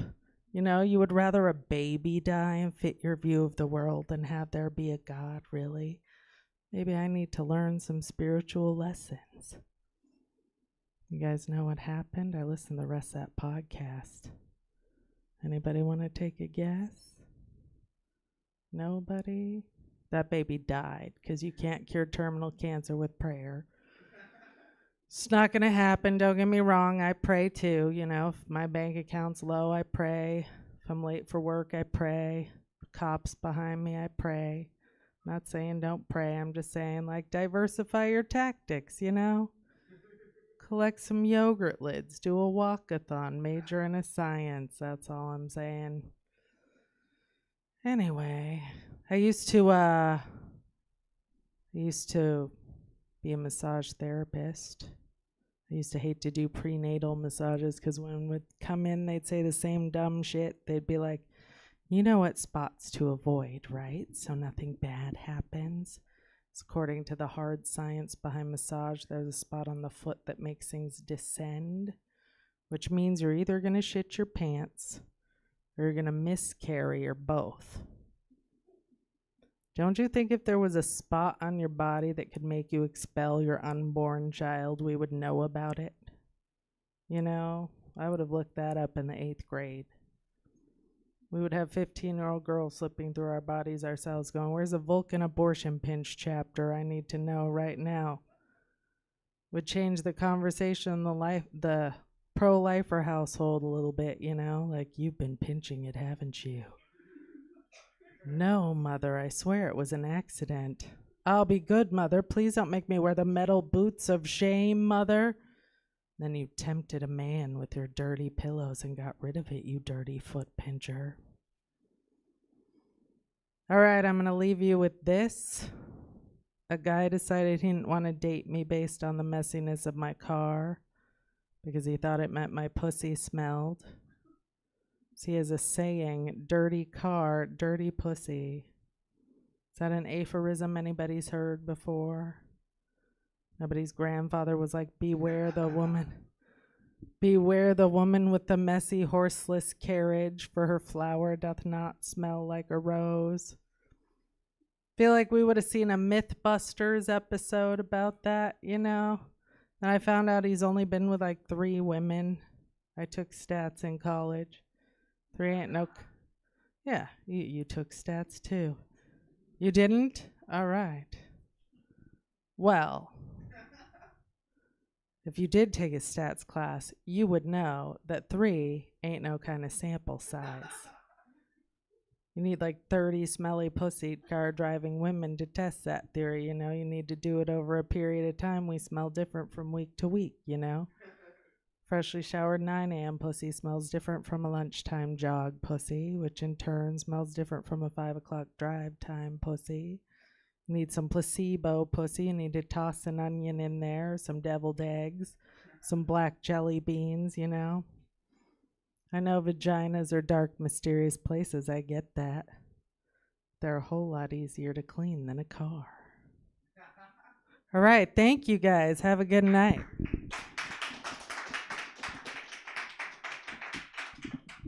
Guys, keep it going for Iris Benson. Okay, and then also I just want to make sure that we give it up for Stab and Jesse for letting us do the show. You don't have to, but if you want to buy some concessions, that helps support Stab, and then coming to shows more helps support Stab. I got a show next week that you can come to on Saturday the 28th, half comedy, half drag show. So I'll tell you about it after the show. But we do have one more comedian that I want to bring up for you guys. I love her, and I love doing shows with her. So please put your hands together, make some noise, give it up for Frida Sierra.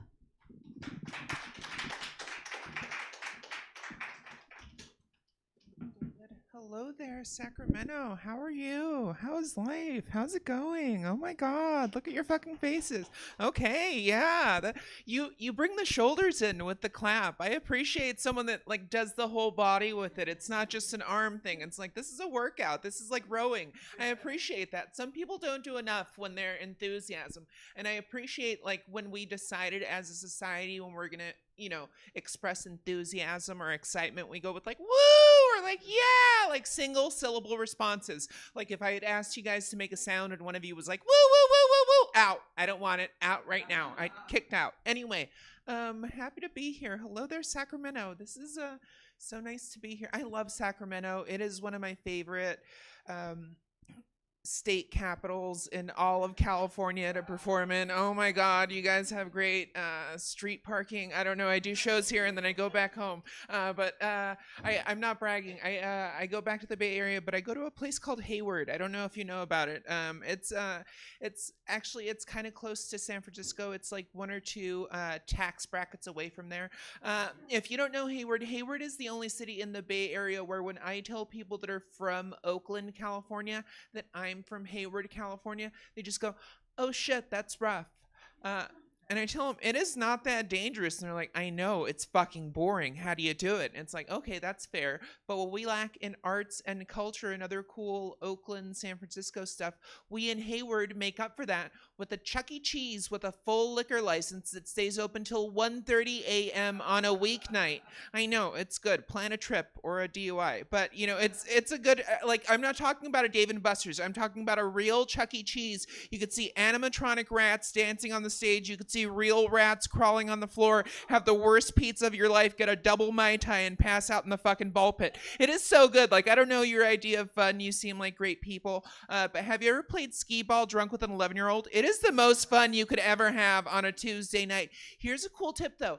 Doesn't even have to be your kid, okay? They got dropped off hours ago by a parent and or legal guardian, but you're drinking, you're playing skee ball, you're having the time of your life. You're asking them questions, relating to them. Oh, what flavor vape is that? I use Cool Mint too. That's awesome. Sure, a few hours later, police might come up to you and ask you, is this your child? No, that's my best fucking friend, dog. Watch out. As a matter of fact, if he could blow a .00 on my car's breathalyzer, he's gonna be my designated driver. Stop judging, officer. I got arrested. Anyway, happy to be here. It's I'm glad to be here for the cause. This is Comedy for a Cause. In the name, Comedy for a Cause. You don't know what it is, but there's a cause of you being here. And when David asked me to be here, it was just like, this is a cause, and I was like, oh, that sounds. And said some of the proceeds go, it's Domestic Violence Awareness Month, and I was like, oh, that sounds really important. He was like, yeah, some of the proceeds are going to my sister's house, and I was like, oh shit, what happened to your sister? I did not know. It's just like you don't know things unless you're specific with it. But I don't go online enough to search things. I don't Google enough. Like I try to get off of Google. I don't know if you're one of those people. I had to stop Googling things. I'm too deep online. Like I'm still friends with that kid from that previous joke. Like that's a real thing. Like I don't know.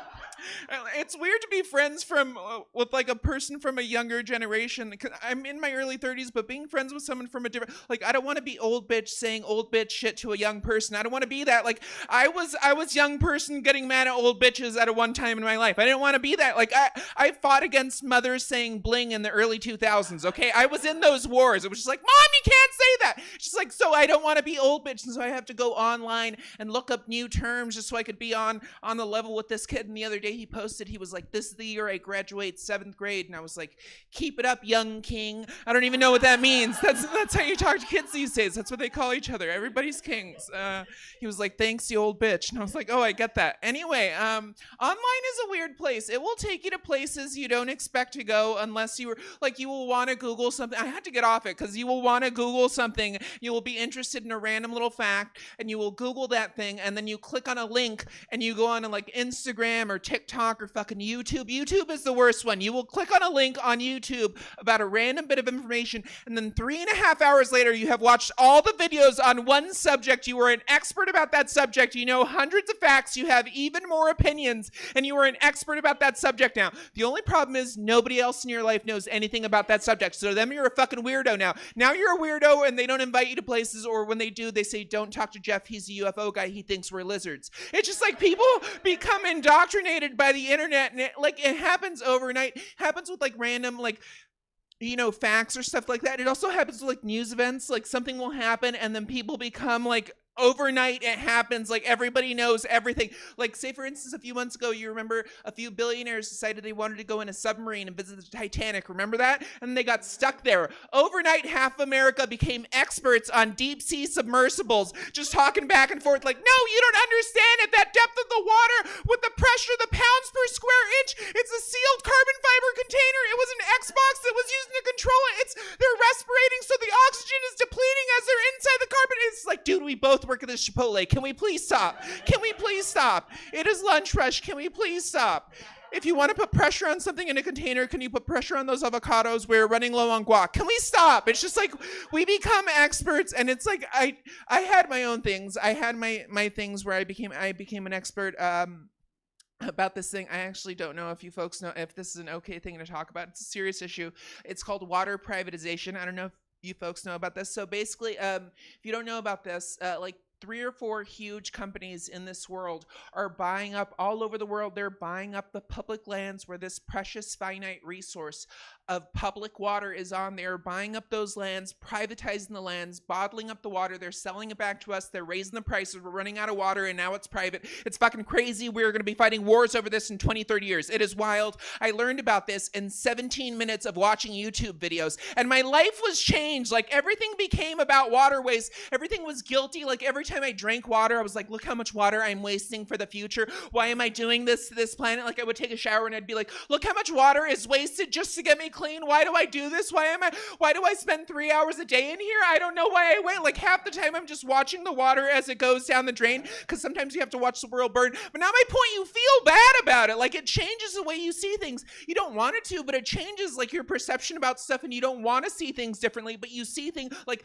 at a certain point, I realized I stopped seeing children in the streets. I started seeing future soldiers in the water wars. That is not what I wanted to see. It's just like, oh, he has a strong back. He's going to fight for Nestle. I did not want to think that about that generation, but it changes you, and you become one of those internet freaks, and you don't want to be challenged anymore. And like, people in your life aren't talking to you anymore, so you're back online, back to your community on Reddit, and you're like typing, and you're feeling good, and people are agreeing with you. You're feeling good, you understand, and then someone disagrees with the fact that you put out, and you're just like, you get flustered, and you're just like, do your own research. As soon as you say do your own research, you're a fucking freak. You're on a list. Just know that. But it happens, and it's in you, but like, you try to get it out of you, and it's there. Like, it pops out in the weirdest ways. Like, for instance, I was at a family party the other day. I'm still invited. And I was talking to my niece, and she turned to me, and she was like, Thea, I'm thirsty. I looked at her. I was like, well, then fucking get used to it. Oh my God. Oh my God. Why is that in me? Why do I have that? The internet. She got upset. She started crying. She was like, why did you say that? I was like,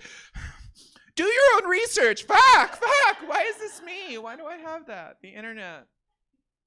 Internet's a weird place too, because it's like, all right, I'm a single person. I've been single for about a year now, which is like, I'm 34 now. This is the longest I've been single since I was like 21. This is a weird stretch in my life. I was in a 6.5-year relationship, and I got single last year, and it's like an interesting, I have never been on dating apps, and I have now been on dating apps for 3 weeks over the course of 7 months, because I get on for like a day, and I'm like, this is bullshit, I can't do it. It's just like, you get it, like, dating apps are a place where people go to lie about how much poetry they read and write. Nobody is reading and writing poetry, okay? If you say it on the thing, if anybody tried to read or write poetry to me, I would instantly, that's an instant red flag. I'm out of the game right there. It's just like, I'm not trying to call bullshit on the apps, but I'm just letting you know, half the people on dating apps are there to find out your secret hiking locations and then go there without you, okay? That's what they're doing. Just know that they're there for that. Like, you put on your profile, you're like, yeah, I like hiking. And then someone goes on there and like, oh yeah, well, cool conversation. They're talking to you, and they're like, oh, what are some of your favorite hiking spots? And then you tell them one of your favorite hiking spots, and they never fucking talk to you again. I'm not doing that. I'm out of the game. Fuck that. I'm out. I am not going to have my favorite creeks and trails littered with people that pretended to want to fuck me. That is not my life. This is not why I microdose. Anyway, I'm sorry. I wasn't even going to talk about that, but it just popped out of my heart. It was a weird thing going into, like, thinking about, being with a new person after having been with just one person for, 6.5 years. Going into 2023 was like a terrifying, I did not know what it was going to be with a new person. Cause like, before that, I want to express like my happiness, my gratefulness for you guys for being here. Thank you so much for being here. This is, something that I do almost every day of my life, and I really do love doing comedy. It's one of my favorite things. It's my second favorite thing in the world to do. It's like going down on someone and then stand-up comedy in that order. It's just like actually very similar acts. Going down on someone is sort of like doing stand-up comedy for you folks right now. Like there's pressure to perform well. I'm not really able to maintain eye contact or stare into your face the whole time, give you a cute little wink or something like that. By the way, only sex tip I'll give. Only sex tip. You ever get the chance, be going down on someone, look up, eye contact, do cross eyes. Hilarious every time, okay? Hilarious every time. Never doesn't get a laugh. Doesn't matter the genitals. 100% success rate. Just like make sex more funny, okay? We're animals fucking. Have fun when you're doing it. Sure, do coke off someone's boob, but then snort the nipple into your nostril. It's hilarious every time, okay? Have fun with it. Watch the turtles. Anyway, I don't know why I said that. Do I own a turtle? I don't know. No, I can't. That was a random thing. But, it was just like a terror. I did not know what people had in 2023 in terms of like, I did not know what people had below the belt, and I was not sure what people have, and I was terrified. It was like a generation since I had been with a new person. I was terrified. What do people have below the belt? And I'm not talking about the bits and the pieces. Like I know them. I'm familiar. I don't think they're making new combinations. I support them if they do, and I'm fairly confident that if they do, I can use my mouth and do a good job. I'm a pleaser. Anyway, but I did not know what people have in terms of the hair. Okay, hair changes over generations. It changes like clothing. It changes like hair up top. Hair changes down there too. Like I did not know what people have in 2023. What are people doing? And so I had to look back into the history of modern pubes. And so I went back online onto Reddit, and I actually did the work on YouTube for you guys, and I looked up the history of modern pubes in America. And so we went through it. So turns out modern pubes started in the 1920s. There was this famous man. His name was Charlie Chaplin. He was a cool actor. Everybody loved his movies. Everybody was like, oh, Chaplin, he's the greatest. He has such a cool mustache. Had a great mustache. Everybody's like, you know what? We should grow the Chaplin mustache. They're getting better with razors. And so they started growing that mustache. Some people couldn't do it. And they were like, you know what? Let's do it down there. So they started doing it down there. They were using the better razors, and they started doing the Chaplin. And then in the 1930s, this evil man named Adolf Hitler rose to power in Nazi Germany, creating a Third Reich, starting World War II, had the same mustache. Everybody was like, oh shit, you know what? That's a bad look. Can't really do the Chaplin. It turns out Hitler ruined a lot of things. Some things not talked about as much. So for 30 years, nobody did anything down there. They were like, you know what? Out of respect, moment of silence. Let's not do anything. And so they started not doing anything, and people just let it grow. And in the 1970s, there was this thing called the Sports Illustrated Swimsuit Edition, and they had this magazine that was very important. There was this famous woman. Her name was Farrah Fawcett. She was the most famous woman in America at that time. People loved her hair. They would wear that Farrah hair, and everybody loved it. It was so happy. And they wanted to take a picture of her in a swimsuit on a beach,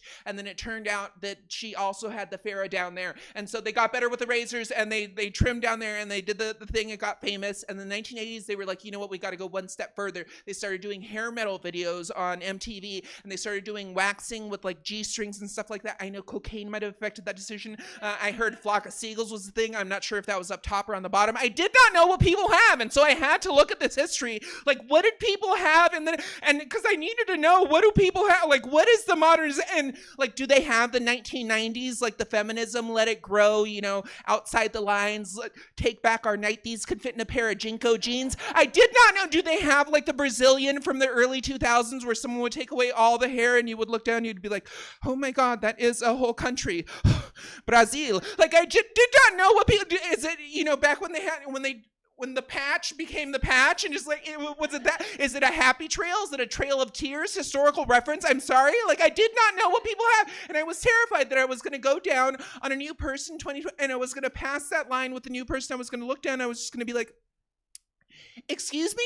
Is that a fucking Tesla symbol? I cannot go down on that. I am ethically against that company's practices. Look, at the end of the day, I am just one nice lady with no gag reflex, trying to make this world a happier place, God damn it.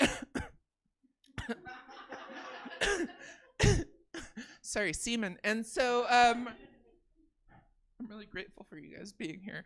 I should probably be going. we're heading up on 10 p.m., so I should probably get going into my last little story, I guess. I am grateful for doing this every night that I get to do it, and comedy is a weird thing. I've been doing it for about 12 years now, and it's a weird thing to do as a job, especially, where I live in the Bay Area and Northern California and stuff like that.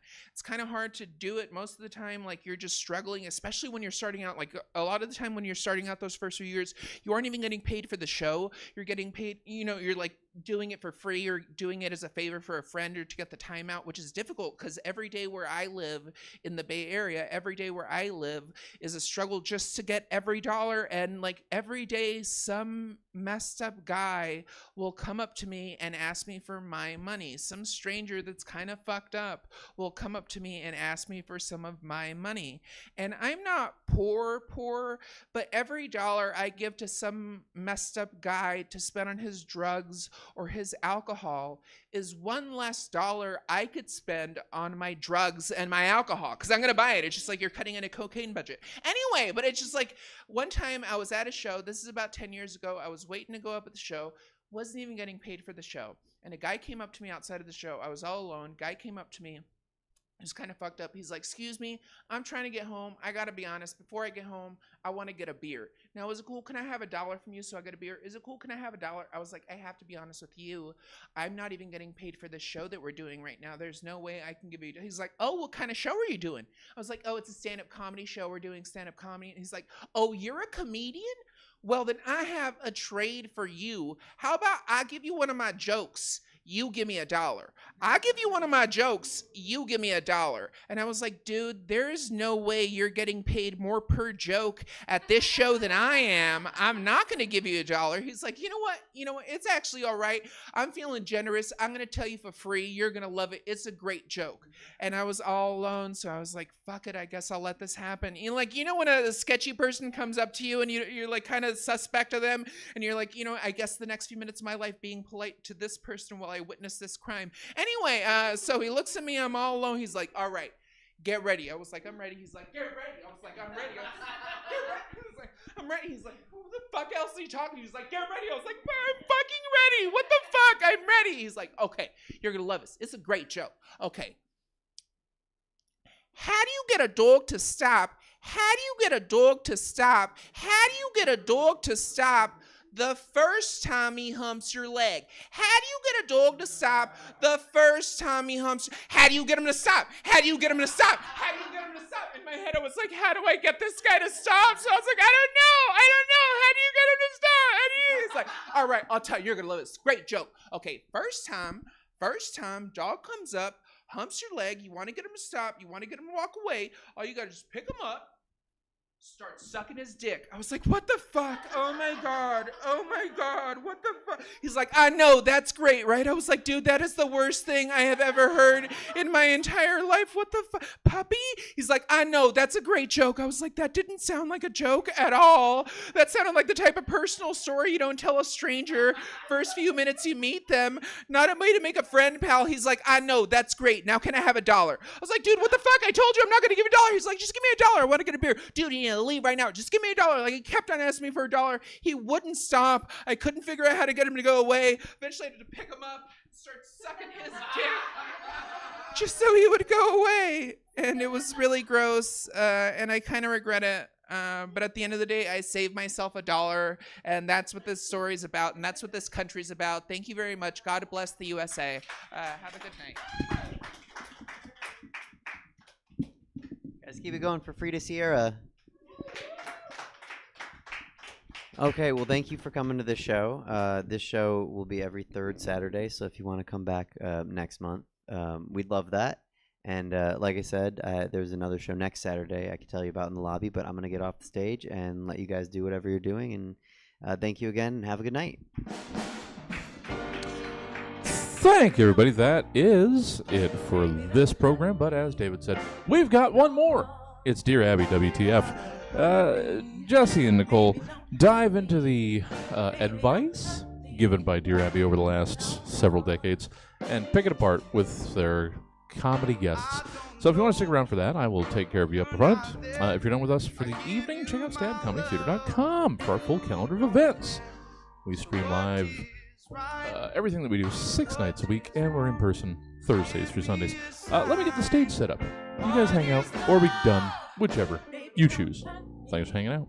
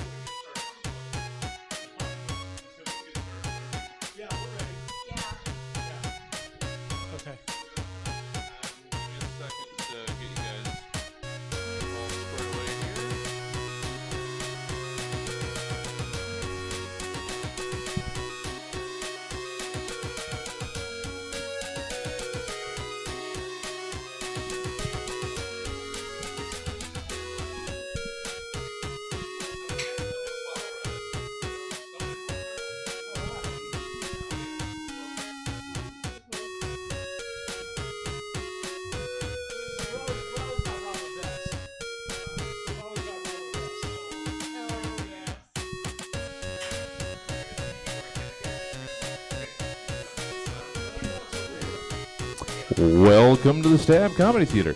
It's time for Dear Abby WTF. Please welcome already on stage your hosts, Nicole and Jesse. Oh, it wasn't super bright. I thought, oh, there it goes. Oh, there it goes. That's why I just put the sunglasses on. I've had a headache since Monday. I'm like, I'm not fucking around. Oh, you ain't fucking around with those glasses. No. I'm gonna bring my sunglasses next time. You should. Can I go get them? No, I don't want to go get them. Well, it depends. How far away is your car? It's right across the street. But I'm much faster now than I used to be. No comment. Okay. What you been watching? Killers of the Flower Moon. I have not seen it yet. How was it? Did we get it? Was that a boo? Oh. That's cool. Oh, okay.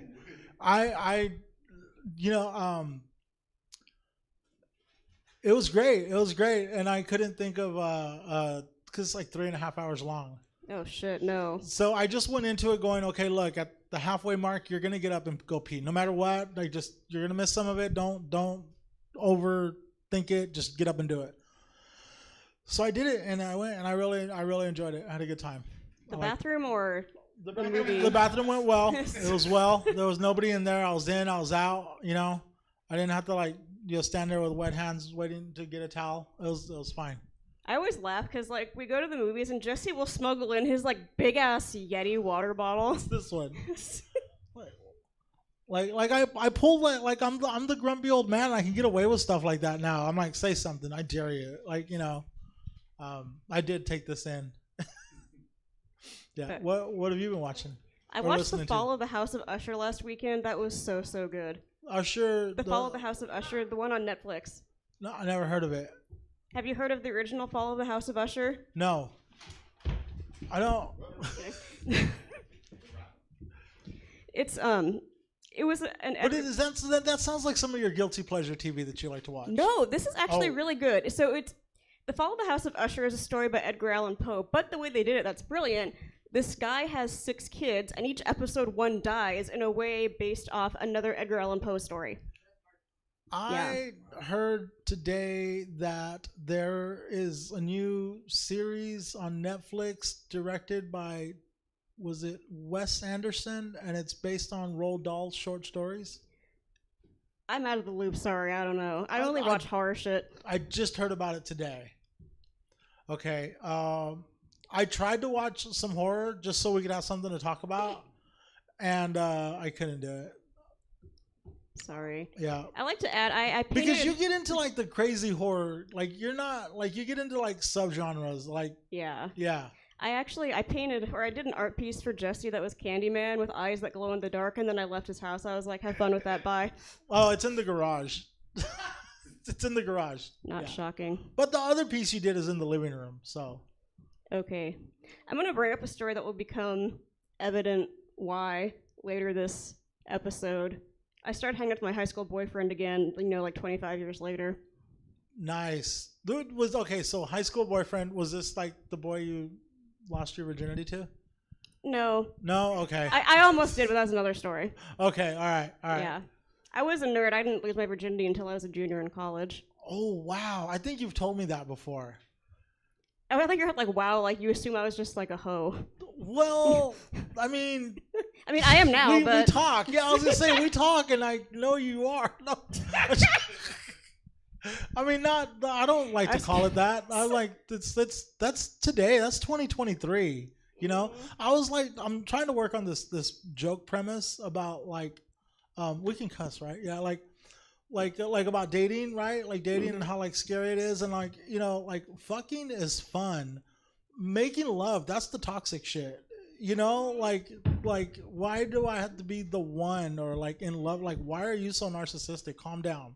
Let's just call it what it is. No, the best worst is that toxic sex or a relationship is a complete shit show, but the sex is amazing. That's what I'm saying. I don't know. Anyway, should we bring people out? Sure. We can just talk about art. I'll start.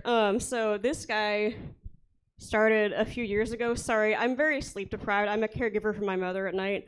But anyway, so this guy started a few years ago. He's really cool, really funny. Jordan Quattlebaum. Woo, Jordan!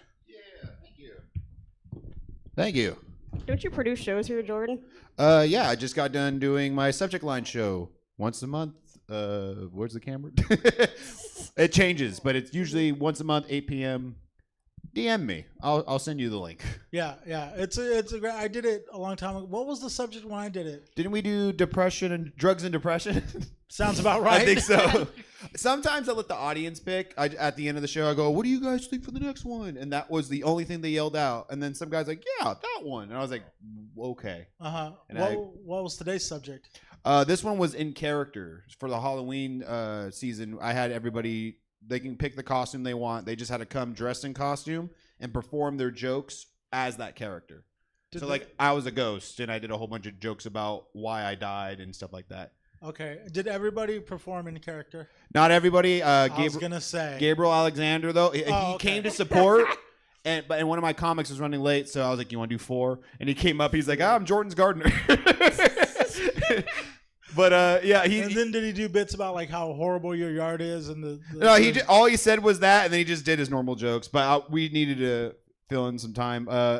Shout out to Jordan Kirchner. His was very unique. He was Batman, but he was wearing like a Hawaiian shirt and swim trunks. He was Batman on vacation. Oh, but he still like did some life saving. Yeah, like he did. Yeah, he was like, "I'm not doing those." Like it was great. And then Ben Warhart. I have no idea what he was. You have to go look at it was insane. He was like a half man, half eaten by a shark, but one arm was bigger than the. I have no idea. He just goes, "Have you seen SpongeBob?" I'm all, "Yeah." He goes, "You get it." And then he walked away. I was like, "I don't wait." But he got on stage and everyone was dying laughing just off of his appearance. It was great. It was a good time. Nice. And so you produced that show here at Stab, and you're also a co-producer of the Jordan the Maple Bomb podcast. The Maple Bomb podcast. Yeah. I guess you're still doing that, right? Yeah. We just released an That's episode you and Mark Maple. Monday. Yeah. Who was your guest on Monday's podcast? Marconi Puma, I think is how you say his last name. Uh-huh. It was. I have to make sure it's that one. That was the last one because I've been trying to schedule them because we've been kind of schlocking here and there, so I have to like schedule a lot in advance. So I think he was the last one. Marconi, shout out to him. Do you record them and then just put them up?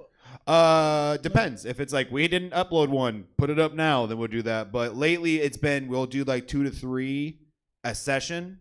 So we'll probably do like guest, just us, or we'll do 2 guests and just us, and then we spread them out, like scheduled them out. So you guys will do a podcast with just you guys? Yeah, we try to space it so it'll be like just us, and the next one guest, just us, next one guest. So that way it gives you a little bit about like, oh, we're interviewing a person, and then me and Mark will be like, what's up with titties, and just talk for an hour about a subject. Like what is up with titties? I mean, they're usually down, aren't they? I've seen a couple up. Perky. Yeah. When I was younger. Is the perk of being flat chested? They have nowhere to go. Nowhere to go but down. But up. But I mean, gravity, right? Yeah. Unless you get work done. All right. Nicole, do you have any questions for Jordan? Not at this point, no. It's okay. Not at this point. All right. This is the weirdest AA meeting I've ever been a part of. Yeah, you're doing great, by the way. Thank you. You're doing great. Thank you. We hope you succeed in sobriety. I hope so too. All right. We're going to bring up our next guest. Our second guest tonight, I don't know how long they've been around. They're kind of a newer face on the comedy scene, but they are making an impact. Please welcome to the stage, Mariah Barrera. Yeah. Woo! Woo! What's up, guys? What's up? How's it going? How are you? I feel better after, After Jordan's show? No, that too. No. Now that I can. Are you still in character?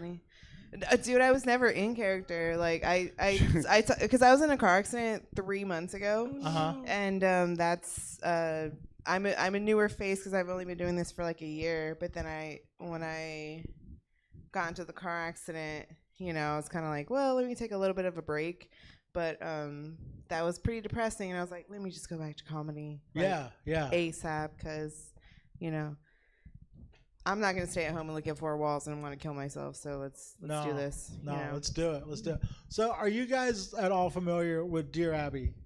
Yeah, of course. Partially, yeah. Okay, see, Jordan is not. See, How- you say it like, Well, come on, everyone like- gets. I was trying to ask people about it. Is it an age thing? How old are you? 32. Jordan. Oh, you I'm don't 26. Ask, Jordan, you don't ask. Oh, ladies you their are? age. Dude, I What? thought you were You like don't ask 30. ladies their age. We're never homies seen though, so it's okay. Oh, No, we're good. okay. Yeah. All right. So how old No. are you? Do you see who she's dressed up as? She'll beat my ass if she wants to. Sailor Moon. Yeah, Yeah, Sailor I Moon. It's can't. obvious. Finish him. You know. That's Mortal Kombat. Whatever. You keep Same stuff. saying that. That's the joke. I was like, dude, wrong game. Do they not fight? Is it not a video game? Same thing. All right. So Mariah, explain Dear Abby to Jordan. Dear Abby was like an advice column, like in the newspaper that right. Do you like, know during, what a like, the newspaper 80s? was? Yeah. Okay. So, like I said, I'm familiar with it. I just never. It's like a blog, but on paper. That makes sense. Yeah. That makes total sense. What's a blog? In the early 2000s. Question: what's paper? We're gonna be here all damn night. But no, I've heard of it and I've seen some of it. It's just I never like was invested in it. That's what I was trying to say. Gotcha. Yeah, I was invested in it because there wasn't the internet when I was growing up. Fair. So we used to read like the newspaper like front to back, and the advice column was she's like, damn. Like newspapers. Only thing on newspaper that I read was Garfield. Anything else, I was like, what? The world's ending? I don't care. Garfield. Which is funny, 'cause that's what I'm doing now. The world's ending. Well, I still gotta go to work. Right? Fair. But Family Circus, you know, Yeah. you had to. Oh, remember Family Circus? I was So always good. blown away by the comics that were just like one picture and like one blurb. I guess those are memes now. Yeah. Those were Wow. done, those yeah. were done really well. I didn't even think You're of that. right. The That's first so funny. memes. Well, when I look at Nicole, I just think of memes. That, you know, even with comedy and all that, people are just like, "Oh, you're meme girl." I'm like, "Yeah, I guess." Actually, I do remember when I like, oh god, this was like 5 years ago when we did the Tommy T show together. I worked my ass off making this flyer. You know, I was still a newer comic, so I remember I got this gig because the guy was like, "Can you make me a flyer? I'll put you on the show." I was like, Was it Dave Touchstone? Yes, it was. Yes. Yes, it was. So I made this flyer. It looked so good. I felt so proud of it. And then I guess because my headshot, I was like, you know, jack it up, turned to the side. But her headshot was next to mine. So she made like a meme, I think it's on my Facebook still, where she added a fart effect around her. And she said, "Jordan smells my fart," or something like that. And I was like, this? And I was like, I didn't even know her that well yet. And I was like, this is hilarious. It's on my Thanks. Facebook somewhere. That was probably like 2019, 2018. That was a while ago. Something. Time is a construct. That's funny because like when I didn't even know Nicole that well, and I was just such a huge fan of like her internet content, like Aw. her Insta, and I wanted to be friends with her so bad, right? And when you came up to me, you know that there was a show I host with 2 other people at Punchline, and there were like 15 people on this show. Like the managers look Yep. like no other fucking people can do a set. This is ridiculous. And so Yeah. Jesse comes up after, and he's like, "I've always wanted to meet you." I'm like, "Hi, buddy." So I had no clue who you were. Now you guys have a show together. Yes. Yeah. This is like we've done several shows together, right? Well, Yeah. like we did this, and like we had a podcast, and Yeah. She's like, sure. Yeah. She's on. Sorry, I'm like on fumes. All right. It's like caregiving for your elderly parents, especially when they're not nice all the time, is just Oh. delightful. And I moved back in to help, which is just, my parents are also ultra right wing, so this has been just a delight. That's what you get for having a good heart. Well, I also get their house when they die, so. Are you? Oh! She didn't have a good heart. It's Hey, I plot did, twist. I did something real. I'm really proud of this the other day. Like spur of the moment, I was my sister is like ultra right wing, right? Like super conservative. Like And- Latinos for Trump? Yeah, exactly. Oh, God. And don't get she that. was at my house, and I was telling her about it was like when all the stuff in Russia was going down, when the dude's plane mysteriously crashed, right? And I was explaining that to her because like I was watching news, like I'll just get into these moods where I just want to know this whole story, right? And she's like, "No, I didn't know anything about it." So I'm like, "Yeah, like watch it." I was like, "Let me show you on the news." Then I was like, "Here, I'll put it on Fox News so you believe it." Fox News is too liberal for my parents. Really? What do they watch? It's like some ultra like, Newsmax? like it's beamed from Moscow. Newsmax, like, what's the one that starts with an O? I don't My parents get their news from Twitter. Ozempic? Yeah. What? No, it's not Ozempic. No. I haven't even heard of that. That's a weight it's a loss diet drug. pill. No, Plus for diabetes. Anyway, should we start reading the letters? Who wants to read letter number 1? We got to pick the ones that we wanted to read. Which one did right? you want? Oh, okay. Yeah.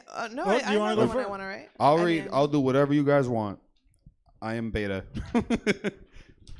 I'm too tired to make decisions. Somebody decide. Okay, I'll go. I'm just Okay. gonna go because I was gonna jump in. Okay. Jordan, ready? which one are you reading? I guess we'll just start off with number 1, right? Letter Oh, we're 1. gonna go in order. We're so boring. All right, let's do it. Don't we do that every Do we month, want to go though? crazy? Do we do it? Should I read the last I one? want to read letter number 2. Okay, all right. I'll then- read letter number 3 because it's Okay, I kind of- guess well, we're then I'm going in reading order. number 4. Let's go. Okay.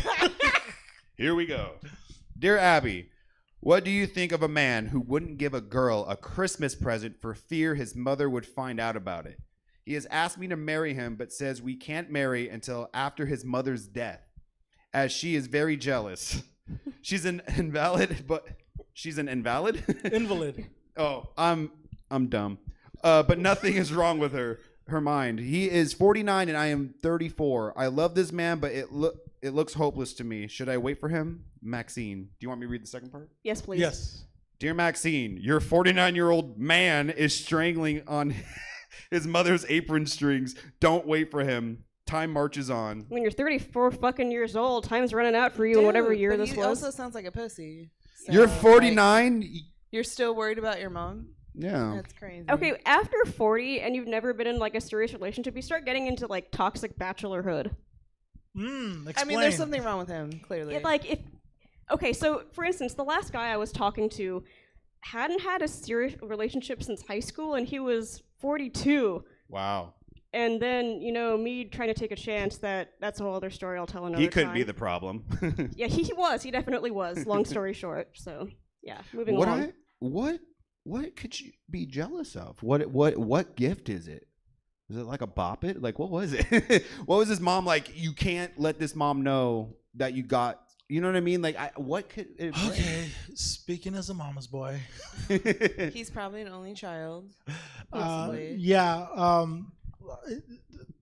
This letter kind of hits home here. I'm a mama's boy. My mom hated everyone I ever dated. Really? Oh, yeah. I was a mama's boy. My mom was like, you need some pussy. Like, come on.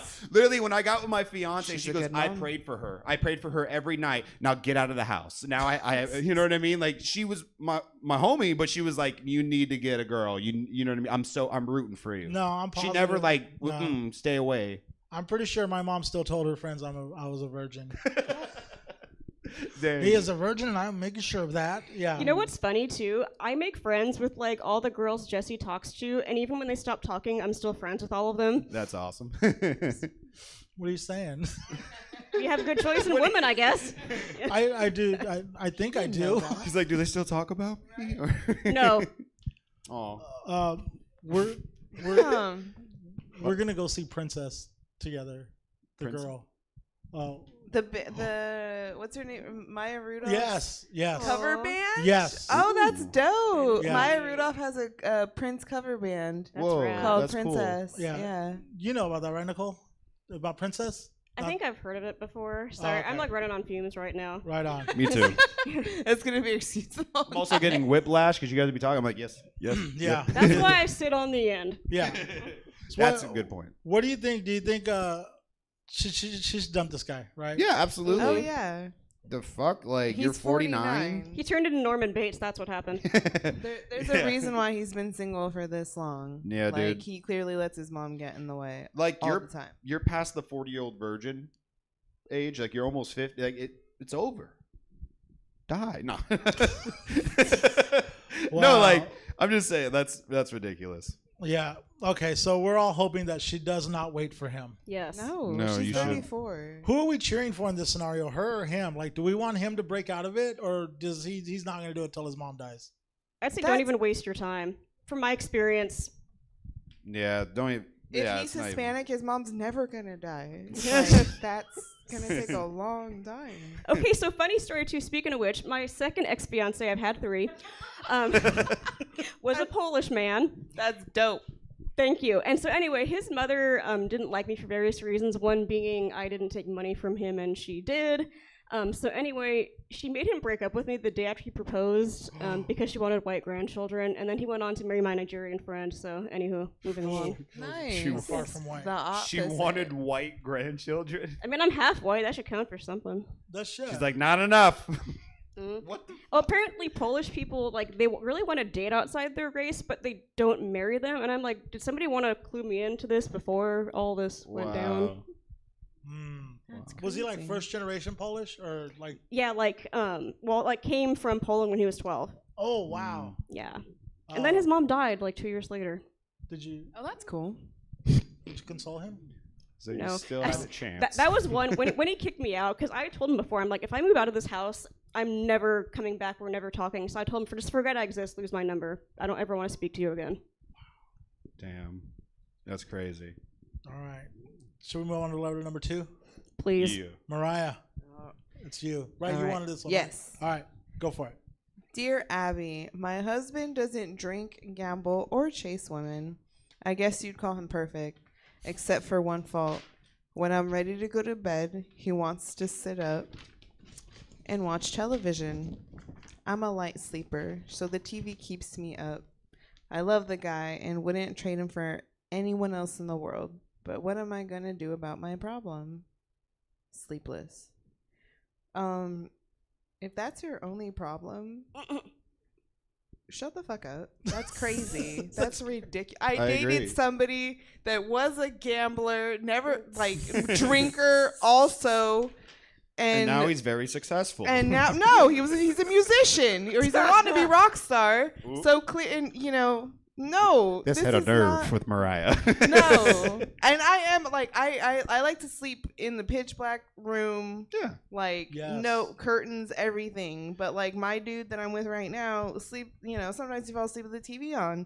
And you know what? You just deal with it sometimes. I mean, relationships are all about like compromise, right? Like for example, I got little eyelids, so I can see. No, let me finish. What? I have like no eyelids. It's a okay? health I can close condition. my eyes and I can still see light. So I have to sleep in darkness. Have you like, been doing cocaine? Because no. my eyelids are I just very ain't don't got close either no once I OLED do that. I ain't got no eyelids. It's been that way. I literally, growing up, I had kids come up to me and be like, "Hey, you're Asian, right?" I'm like, "I'm not fucking Asian." And they're Why, like, what's "Oh, wrong with that? there's nothing wrong with that." It's just like What's wrong when with kids are little coming up eyelids? and bowing to me for no reason. I'm like, "What are we doing here?" But anyways, so TVs and stuff, it will wake me up. My fiance knows that, and she's like, "I'm gonna go watch TV in the living room. I know you have work tomorrow." And then me, I'll do the same thing, but she's like, "I don't care. I can sleep through a lightning storm. I'll be watching TikToks at full blast," and she's over there out. You know what I mean? So it's just all about compromise. Like it's not that like just tell them, "Hey, yo, I'm trying to sleep. Go in the other room." No, but is it really that big of a deal? For me, Like, it is. It's not that big of a deal. Okay, my third. It's make or break. My third ex-fiance. Oh my word! Let's hear about the Okay. the third. Okay, so he would blast the TV while I'm trying to sleep because at that time I had a job and he did not, which is part of why I broke up with him. And he had this stupid ass laugh. He'd go like the whole time, and that is absolutely fucking maddening. So what I think that is though is I don't think you were mad about the TV. I think you're just mad. You're like, "Oh, you're jobless. You don't have work to go to tomorrow." I fucking do. That's what it is. Like that was me, the straw that broke the me and my camel's back. fiance. It's like last night. I had work in the morning. She was off today, so she's like, "Oh, I get it. I'm going in the other room." Because relationships. Think about it. Yeah. He's just like, "Fuck this bitch. I'm on unemployment. Suck my dick. I'm watching." Oh, he wasn't even on unemployment, so he quit Ooh. his job thinking I would take care of him financially, and then I just said, Wow. peace. That's a ballsy move. Wow. Man. How long did it last after he quit his job? 2 weeks.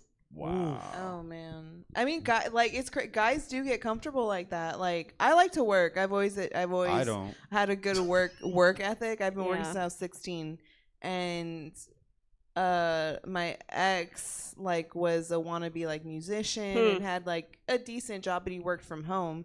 And I had I worked at a dispensary at the time, and I would go into work. So he would be up all night playing his shitty drums. Playing, the shitty guitar. 'Cause tonight will be the night. No, literally, I always felt like he would play me songs, and I would have to I'd be like, oh yeah. It's What you great. didn't know is I was part of his band. I was the singer. Dude, it was terrible. It was so bad. He wanted to be a rock star again, and of course, me being stupid, like I love him. Let me support him. How mad you And gonna be if he blows up? He's not gonna blow up. Let's be for real. Like you Oh, know, man. I'm sorry. Don't be Good sorry. luck. But like, so I would go to work, and he lived an hour away. So I would literally, if I didn't go see him and kept the relationship going, he would never come and see me. You know. But again, it was just kind of one of the. He was older too. But he would literally, we would watch. He liked aliens a lot, so we would literally watch alien conspiracies constantly through the night, and it was fucking loud. And then you'd hear shitty drums on top of that, and I'd be like, it's fine, I don't have work at 7 a.m, it's okay, you know. Again, compromise, you know, when you think you're in love, whatever, you Maybe he do knew whatever. something. Maybe he knew something you didn't. First off, Maybe he had to play the drums to save you from the aliens. I was and you're great. being ungrateful. I play them well, play them good. Maybe that's the thing. Learn how to play the drums if you're gonna be a musician. I don't- That's all I'm saying. Nicole, you know, There's Nicole, two sides to every Did you get excited because you thought she meant Aliens, the movie? A little bit. Yeah, I saw you honestly. perk up a I little bit. mean- Like Were you talking we were about the to talk documentary? I love horror just like you do, girl. Like What'd you call me? know, I said a whore. So you know, I made my dude watch the Green Inferno the other night. I was like, and then I was watching it. I was like, oh, there's something wrong with me, but he enjoyed it. It was cool. That's good. Right on. Okay, so this guy's a loser. Yes. Man, do we have any good guys in these letters tonight? All right, who did we say was going to do number 3? Was that me? That's you. All right. Number 3. Let's go, Nicole. Yeah. Dear Abby, in high school, I had a close male friend, Adam. After graduation, I moved out of state. We remained friends for a while in college, calling, writing, and visiting each other. He often declared his love for me, but I was interested only in a friendship. As with most high school relationships, we lost contact. Now, rereading old letters from friends, I realized there was a constant theme that we were perfect for each other and I should give him a chance. Fast forward 20 years. My husband and I went back to a high school reunion and I met Adam's wife. We all ran out to dinner and had a very nice time. Adam and I exchanged phone numbers, agreed to stay in touch, and we actually did. For 8 years, we've been texting and staying in touch. Our marriages have deteriorated and we complain about our spouses, but also have real conversations and have grown very close. 3 months ago, we met halfway between our two cities and began an affair. Woo! We now meet once or twice a month and spend the day in bed. We call each other once a day and text constantly. Hot. He even came to my city with his best friend who knows about us. I'm falling in love with Adam, mistake number 1. He says he's unhappy and thinks about separating from his wife, my ass. I'd leave my husband for him and move to his state because his children are younger. He hasn't made any promises about the future, of course not, but he constantly tells me how his wife yells at and belittles him. I think we could be very good together. How can I convince him we deserve this chance? Signed, high school sweetheart. Oof. Dear sweetheart, while you're willing to leave your husband, Adam's situation's more complicated. There are younger children involved, and as verbally abusive as his wife may be, he may not wish to disrupt their lives. Divorces are painful, messy, and expensive. I think it would be in your best interest to lay your cards on the table and ask Adam what his plans are regarding his wife and his children and where you fit in. Then cross your fingers and pray he's honest with you because the odds are not in your favor. Just saying. I totally agree with that. I've never seen a situation where someone left his wife for a woman and then he didn't leave her for another woman. It's pretty obvious what he needs to do. Kill his wife and the kids. That way. Oh, I'm kidding. That is the solution. No, I that is think, insane. It's like I kind of root for them to get together, but also it's like Nah. I think they've got the perfect thing. They got this little Do it on long the distance side? thing. They hook up once a month. No one gets hurt. Nothing's wrong. He can stay married. Nicole, what do you think? It gets dicey when kids are involved. That's yeah. Yeah. That's true. And it's one thing too if the woman's like, go have your affair, I don't want to fuck you anyway, I'm busy raising 2 kids. Right. But I'm assuming she doesn't know too, and that's yeah. Do you think she doesn't know? Do you think that's his first time having an affair? I don't think so. Probably not. Yeah. Probably not. What do you think, Mariah? Do you think it's his first time? I mean, I wouldn't. The fact that she was friend zoning him throughout, you know, through high school and stuff or whatever, already is kind of not working in her favor. She friend zoned him for a long time, you know. Yeah. He kind of obviously liked her, and so for me, like, I can only talk from experience where like I was pretty darn hideous in high school. Me too. And, you know, just Yes. saying. And then I was like, well, I'm probably gonna be ugly for the rest of my life. And I turned 30, and I was like, oh, you're right now. And Wait, we can change. I just stayed ugly. you can change forever. No, you can Legitimately, change. I got more uglier. I went from looking like Sid from Toy Story to No, like COVID happened and I like got sick and then I lost like a whole bunch of weight and then my face just kind of just looked better. And I'm actually the person I'm actually dating now I went to high school with. Aw. And I didn't like him because of the people that he associated with. And then you know, now we're like dating and stuff and I'm like, "Oh, so you're not a piece of shit like I assumed that you were because your friends were." But it's, you know, again, you have that kind of bitter tendency towards people that were mean to you in high school like I did. Mhm. I wanted to think this guy was a douche kind of thing. And you know, we met on a dating app and then, you know, he's like, "Did we go to high school together?" I'm like, "This asshole knows we went to high school together, but let me play along." I think we did. And again, like, it was just the people that he associated with that I kind of, but I'm 32, he's 34. This one, it seems like when they're talking about the years, they're like 8 years, 20 years. And I'm like, oh, so they're maybe a little bit older. If he's been married to his wife for over 20 years, he's not going anywhere. Yeah. Like, he's probably staying in that situation. Divorces are expensive, especially when you have been married for that long and you have kids. Cheaper to like, keep her. she's getting half of everything his wife would. And he's not going to do that for a girl that friend zoned him for over 20 years. What about Maybe that was his revenge. He played the long game. But wait a minute. What if they both get divorced? He loses half his shit, right? But she's going to get half of the other guy's shit. Boom, they're whole again. Right? What if Depending. Do divorces work like that? You're like, shit, he works at Jimmy John's and he's a lawyer. I think this isn't the only girl he's hooking up with. Oh, absolutely. 8 years? Yeah. They've been texting and staying in touch for 8 years? He's got it down to a science. He's got a system. you Well, know? because the girl's probably not, you know, as hot as she was in high school, not to be rude or anything, but the fact that she's even open to having an affair at this point too, you know, she's probably not feeling so good about herself, which is why they're, you know, neither of them are. So that's why they started the affair. That's definitely not his first time. And again, she fucking friend zoned him for so long. Yeah. Like, I'd be that spiteful where I'd be like, I'm gonna bang you, but I'm not gonna get with you. It's called an affair, but it doesn't seem fair, does it? I'll be honest. This isn't fair. Yeah. I'll be honest too. Part of, I think he's watching, but anyway, part of the dude I knew in high school, the thing is, it's like now I kind of have the power, and that's nice. That you hear that, bitch? No, I'm just Isn't it nice? Power is great, and you don't It want to is. give that up. Don't if know you what that's have it. like. Oh, one Hmm? day, one One day. day. Mm. So we're all saying this needs to end, or Yeah. can she just write it out? Unless No. you're She's a gonna. girl. No, I get attached. I don't know about her. But she's asking about him leaving his wife. That's true. She's too far gone. She wants to be Yeah. married and have like a family with him. She's even Oh, yeah, considering she his wants to children. raise the younger kids. She's yeah. considering his children. She's Fake thought your about death. this. Change your name. She's thought about this from beginning to end, and he's just like, I'm having fun. You know. Yeah, this needs to end. Do we Wait a all minute. agree? Oh, Jordan. with the Sorry. hot take. It was 8 years they were talking, and his kids are younger. So does that mean that he knocked up his current wife while having the affair as well? If you think about that, if he's saying they're young, if they're less than like 8 years old, that means this man was slinging dick. Oh yeah, he's Like still during- fucking his wife, and he's Man. fucking her. But she's also, you know, again, Wow. you know, I don't know if she's gonna talk. Men are about hers. shitty. Yeah.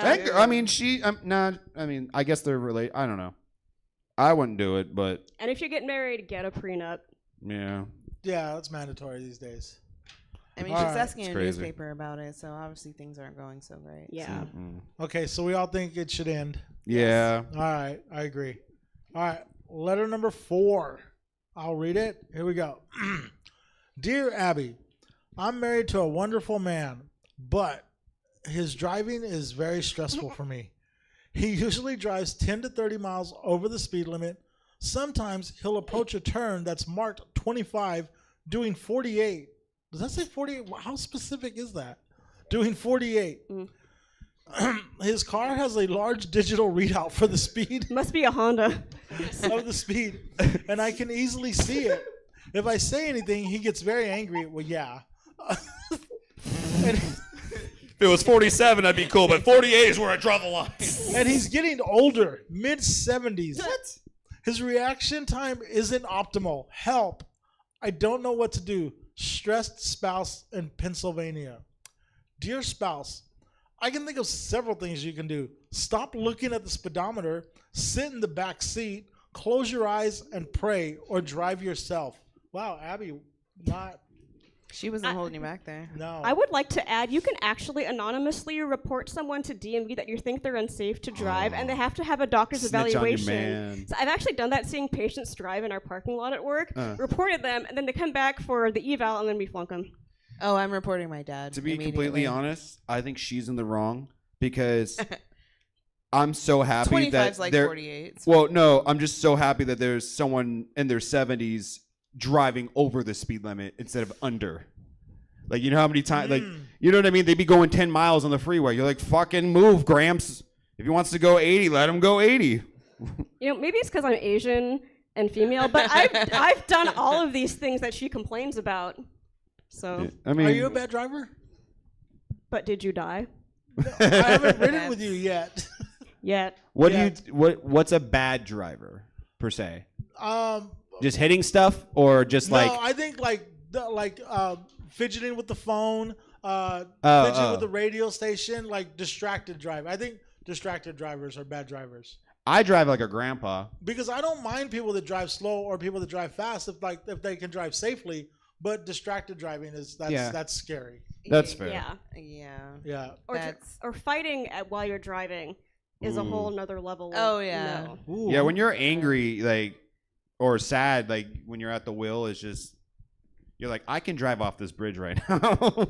Actually, I had a friend who died because she and her husband were fighting, and they were doing those back roads in Auburn, and for whatever reason, her seatbelt wasn't buckled, and Okay. Yeah. Wow. Problem number one. Yeah. I mean, I can't again, I've been in 2 really bad car accidents. The first one, I broke my back. My dad was driving, and I love my dad. He's a pretty bad driver. Like, let's be for real. Like, he, whenever we would drive in the city, like, we'd have like family trips, in San Francisco. Everyone's just walking, wherever they want, in the streets and stuff. And my dad would just keep going. And my mom would be like, there's someone crossing the street. And he'd be like, they see me. They shouldn't be there. And she's like, when you're on top of them with the car, like, no, you're supposed to stop, And then, but then I've also, this last car accident, I was stopped at a stoplight. And I got rear-ended, obviously pretty bad because I woke up in an ambulance. Oh shit! So that's why it's like, okay, I don't know if I have the advice because again, like I thought I was safe driving and being careful, and someone else was, I got the police report and dude's like, I was fidgeting. He was like, my phone fell and I went to go pick it up, and I was like, at 60 miles an hour at a stoplight. And, dude had like his license suspended since like 2019, no insurance, and they gave him a citation. So, damn. Is he white? He was Mexican, super Mexican. Yeah, very Mexican. Oh, that's name. Paisa. Oh, yeah. yeah. I have a joke that I know that white privilege exists because one of my exes, who's named after a Confederate general, had 4 DUIs and never went to prison. What? Have you ever been to Crockett? All those guys have, it's such a small town that everyone knows each other that, like, you could have multiple DUIs and never lose your license, and you're never going to get the cops called on you because everybody knows everybody. I understand It's you guys crazy. are talking about white privilege, but I feel like it's targeted at me because you're both looking at me. I'm No, in the no, middle. no, it is. I'm like, I get it. I'm sorry. I'm sorry. What more could I do? Jordan, I didn't think you were white. I thought you were Hispanic. No? Can I pull it off? I thought, I guess I assume everyone's no, Mexican. no. What? Also- Mariah, do you think your dad's a bad driver because he can't see well? Oh no, he's just a bad driver because his reflexes don't work no more. He had a hip replacement. Damn. You know, he's just a bad. I love him, great guy, but just I think it's time to report him to the DMV. Nicole, report. I can get you the form. I'll send it to you. Thank you. I You're welcome. appreciate that. Why is he driving so fast in Pennsylvania? Where is he going? Would you want to stay in Pennsylvania longer than you had to? Like, unless he's leaving, I get it. But like, where are you going? The only supermarket. cool thing about Pennsylvania is the office, and He's like, I gotta go. to Scranton. No, it's no. I don't know, man. I mean, He's also 70. Let him He's die. in his 70s. He's at that age. Just let him go. Maybe it's like Are they allowed to drive after 70? Yeah. That's all I'm asking. Nicole, as a medical professional, when should people stop driving? Now. Yes. Maybe it's In like their 70s. Yes. Maybe it's like Thumb and Louise, and they're just gonna like drive off a bridge together. Yeah. I mean, that's fine as long as they don't hurt anybody else. You know, do that on your own. Yeah. But if you're on the road and your wife is concerned, your poor wife probably wants to live. Probably wants to meet a new husband after he drives himself off a cliff. That's all I'm saying. Car accidents suck. They really suck. And if the other person doesn't have insurance, it's your fault. Yeah. So We struck a nerve with Mariah once again. that's all I'm saying. Because everyone's like, Sue, the guy that rear-ended you. I was like, he has no insurance. Well, yeah. What are you gonna say? What am I gonna get? Yeah. All right. So for Mariah, we're taking this guy's license away. Yes. Oh, Yep, yeah, yep. please, All please. right. All right. We're We're going at to peace with him. Pennsylvania. We're at peace with him. We take his license away. All right. Nicole, what do you got to plug? We're wrapping it up here, Okay, guys. yes. Hey, you get to keep these letters, by the way. Those are Yeah. yours. Yes. Those are yours to keep. So I do Dear Abby WTF with Jesse every third Saturday. I don't know if Comedy Yacht Club is still happening, but I haven't gone in like 6 months. I'm probably not on that show anymore. Chad Bogart and I rebooting Dr. Dunning and Mr. Kruger as a podcast, and I write for the website about horror Malevolent Dark and read some of my stuff on there. It's very funny. Jordan, what you got going on? Oh, and I'm at Nicola's Just Okay on everything. Wait, where did you write on again? Malevolent Dark. Okay. Ooh, that's a cool name. That's cool. I like I'm it trying too. to find the next subject line. Can someone else go so I can pull it up? Mariah, do you want to plug anything? I guess I'll go next. I have no shows. I'm ready now. but I'm kidding. You guys hear that? Book Mariah. I have nothing booked so far for the rest of the year. Like, again, since the car Well, accident I would happened. just say the rest of the month. Don't make it Oh, so sorry, bleak. my bad. Well, because like we're getting into November, December, we're getting to like holiday things, and I just have I've canceled a few shows just because like it's a hit or miss with how I feel. But getting over it, I feel a lot better. That too. I'm not that techie, but I'll try whatever. Nothing going on clearly. Sorry, my guys. All right. Jordan, what do you got? November 18th at 8 p.m. Come here at Stab Comedy Theater for the subject line. There you go. And then just follow me on all social medias. Jordan Q-Bomb. That's Q-B-A-U-M. And yeah, that's all I want to shout out. All right. I co-produce this show with Nicole every third Saturday. Yeah. I also co-produce because I don't want to do anything completely by myself. I should start doing that. Because I'm a codependent, He's kind of codependent. guy. Yeah, I'm very codependent. Ask my dog. I also co-produce third Sundays, The Book Report with Dana Bryant. It's a really fun show. You read books? No? Books? Oh yeah. Okay, Love all right. those. And the second Fridays at Fox and Goose. And that's about it. Yeah. Find me on Instagram. Also, Maple Bomb podcast. I forgot. I have. I have a podcast too. He does. I have a podcast too. Tomorrow morning, Ashley Monique will be my guest. Oh, that's cool. Yeah, Nice. I had to plug that one really quick. I miss Ashley. I know it's going to be a popular one. She'll be at my house tomorrow at noon. So yeah, show up. And that's all I got. Woo! All right. Well, thank you for coming to Stab Comedy Theater in Sacramento, 1710 Broadway. Stick around for whatever they're gonna put on after this on the feed. Yeah. Thank you so much. Thank you, Jesse. Farewell. Oh no, we are done. That's 3 shows. We had an 8, 9, and a 10. We are done for the evening. Thanks for coming out, those that did. Thanks for tuning in. Everybody on YouTube and Twitch. Nice to see you guys. But we're done for the evening. We'll be back here tomorrow for the open mic, 8:30. Sign-ups at 8. Check out stabcomedytheater.com for our full calendar of events. Then you'll know what we're doing, when we're doing it. We're live in person Thursdays through Sundays, and we stream everything we do. Let's call it 5 to 6 to 7 nights. On average, let's call it 6 nights a week. But we are done. Thank you for tuning in, everybody. We will see you back here on Monday for Riff Fest. If you want to come in person, we'll be back here tomorrow for the open mic. Have a good night. So much to see, so what's wrong with taking the back streets? You never know if you don't go. You never shine if you don't glow.